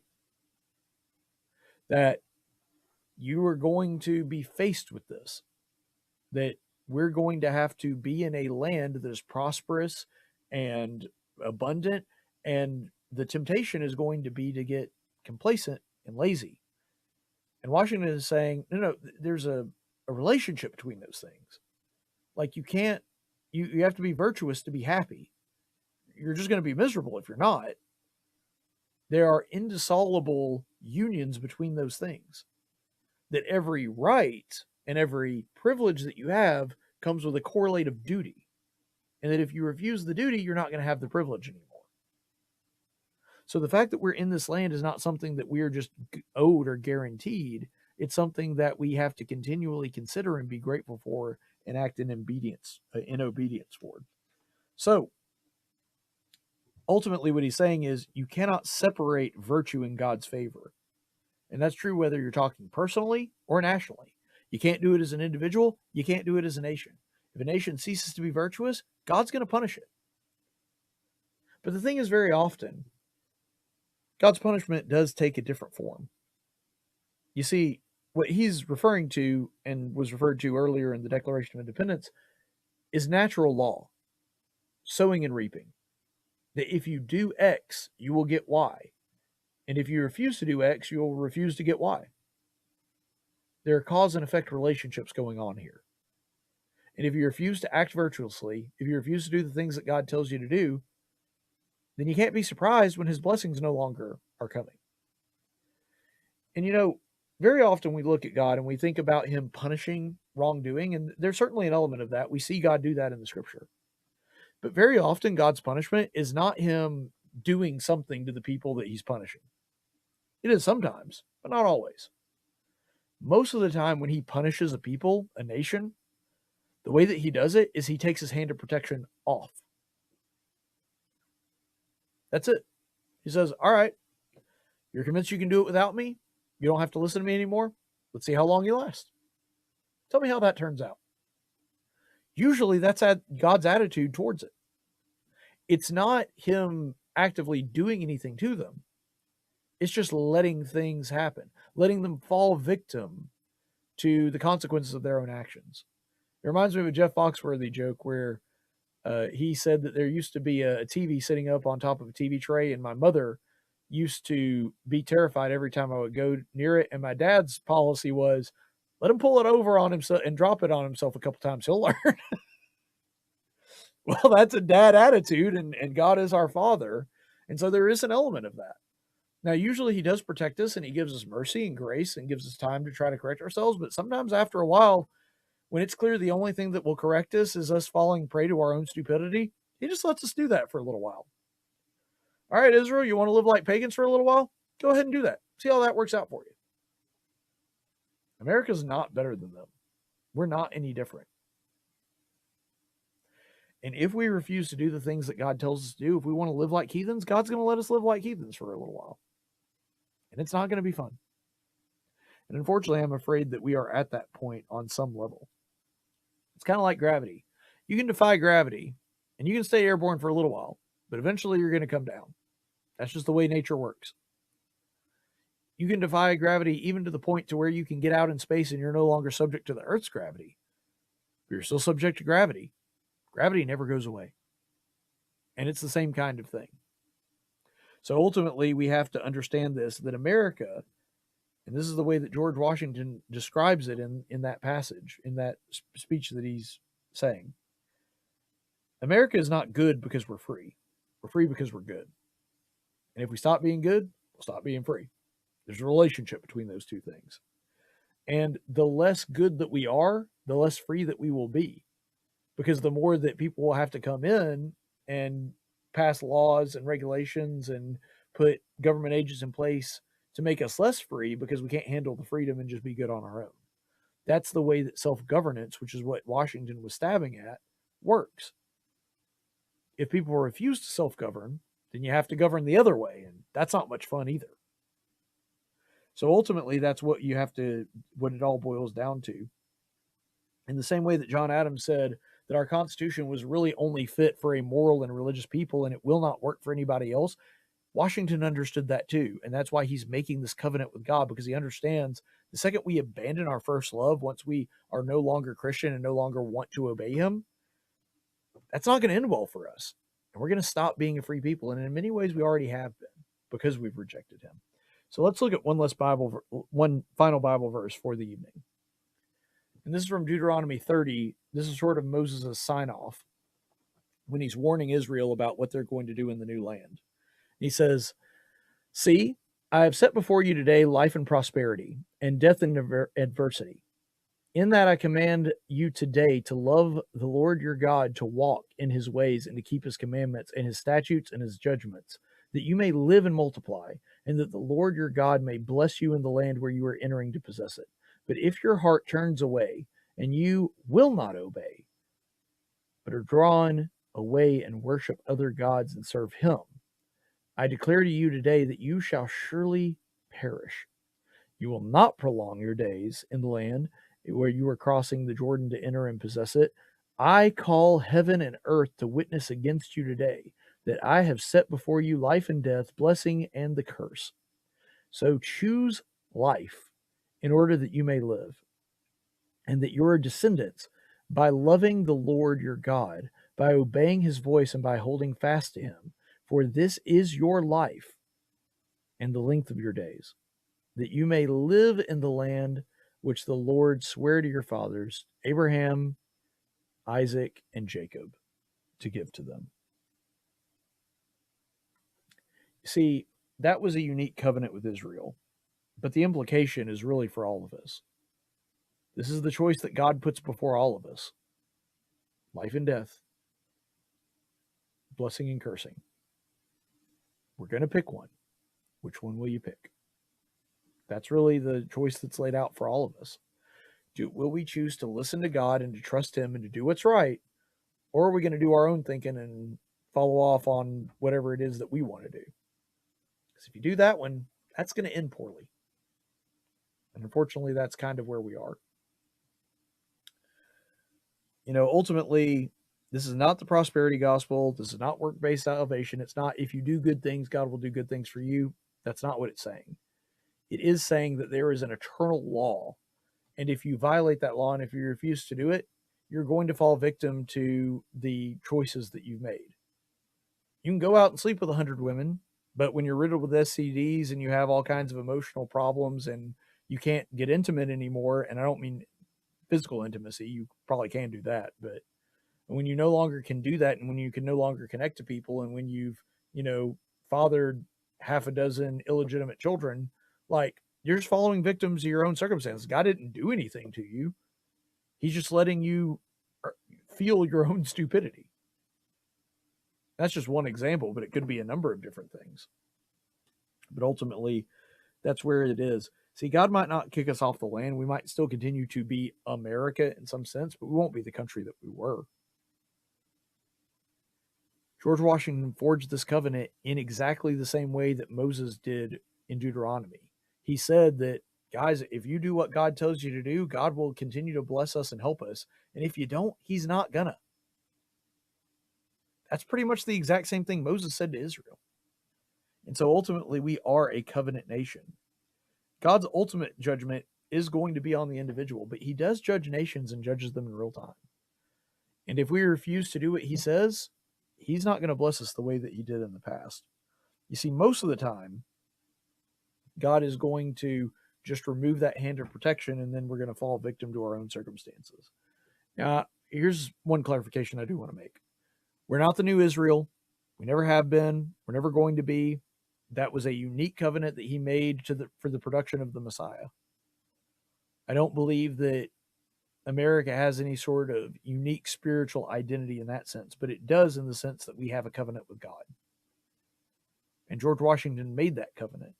And I believe that other presidents have tried to reestablish that covenant over and over again afterward, or at least remind us of it. But ultimately, we're a covenant nation, and when we refuse to be a Christian nation, I believe that's when we're going to stop being America, at least in the truest sense. You see, Washington did recognize that we owe God, and because of that, we have to make that covenant in order to sustain ourselves.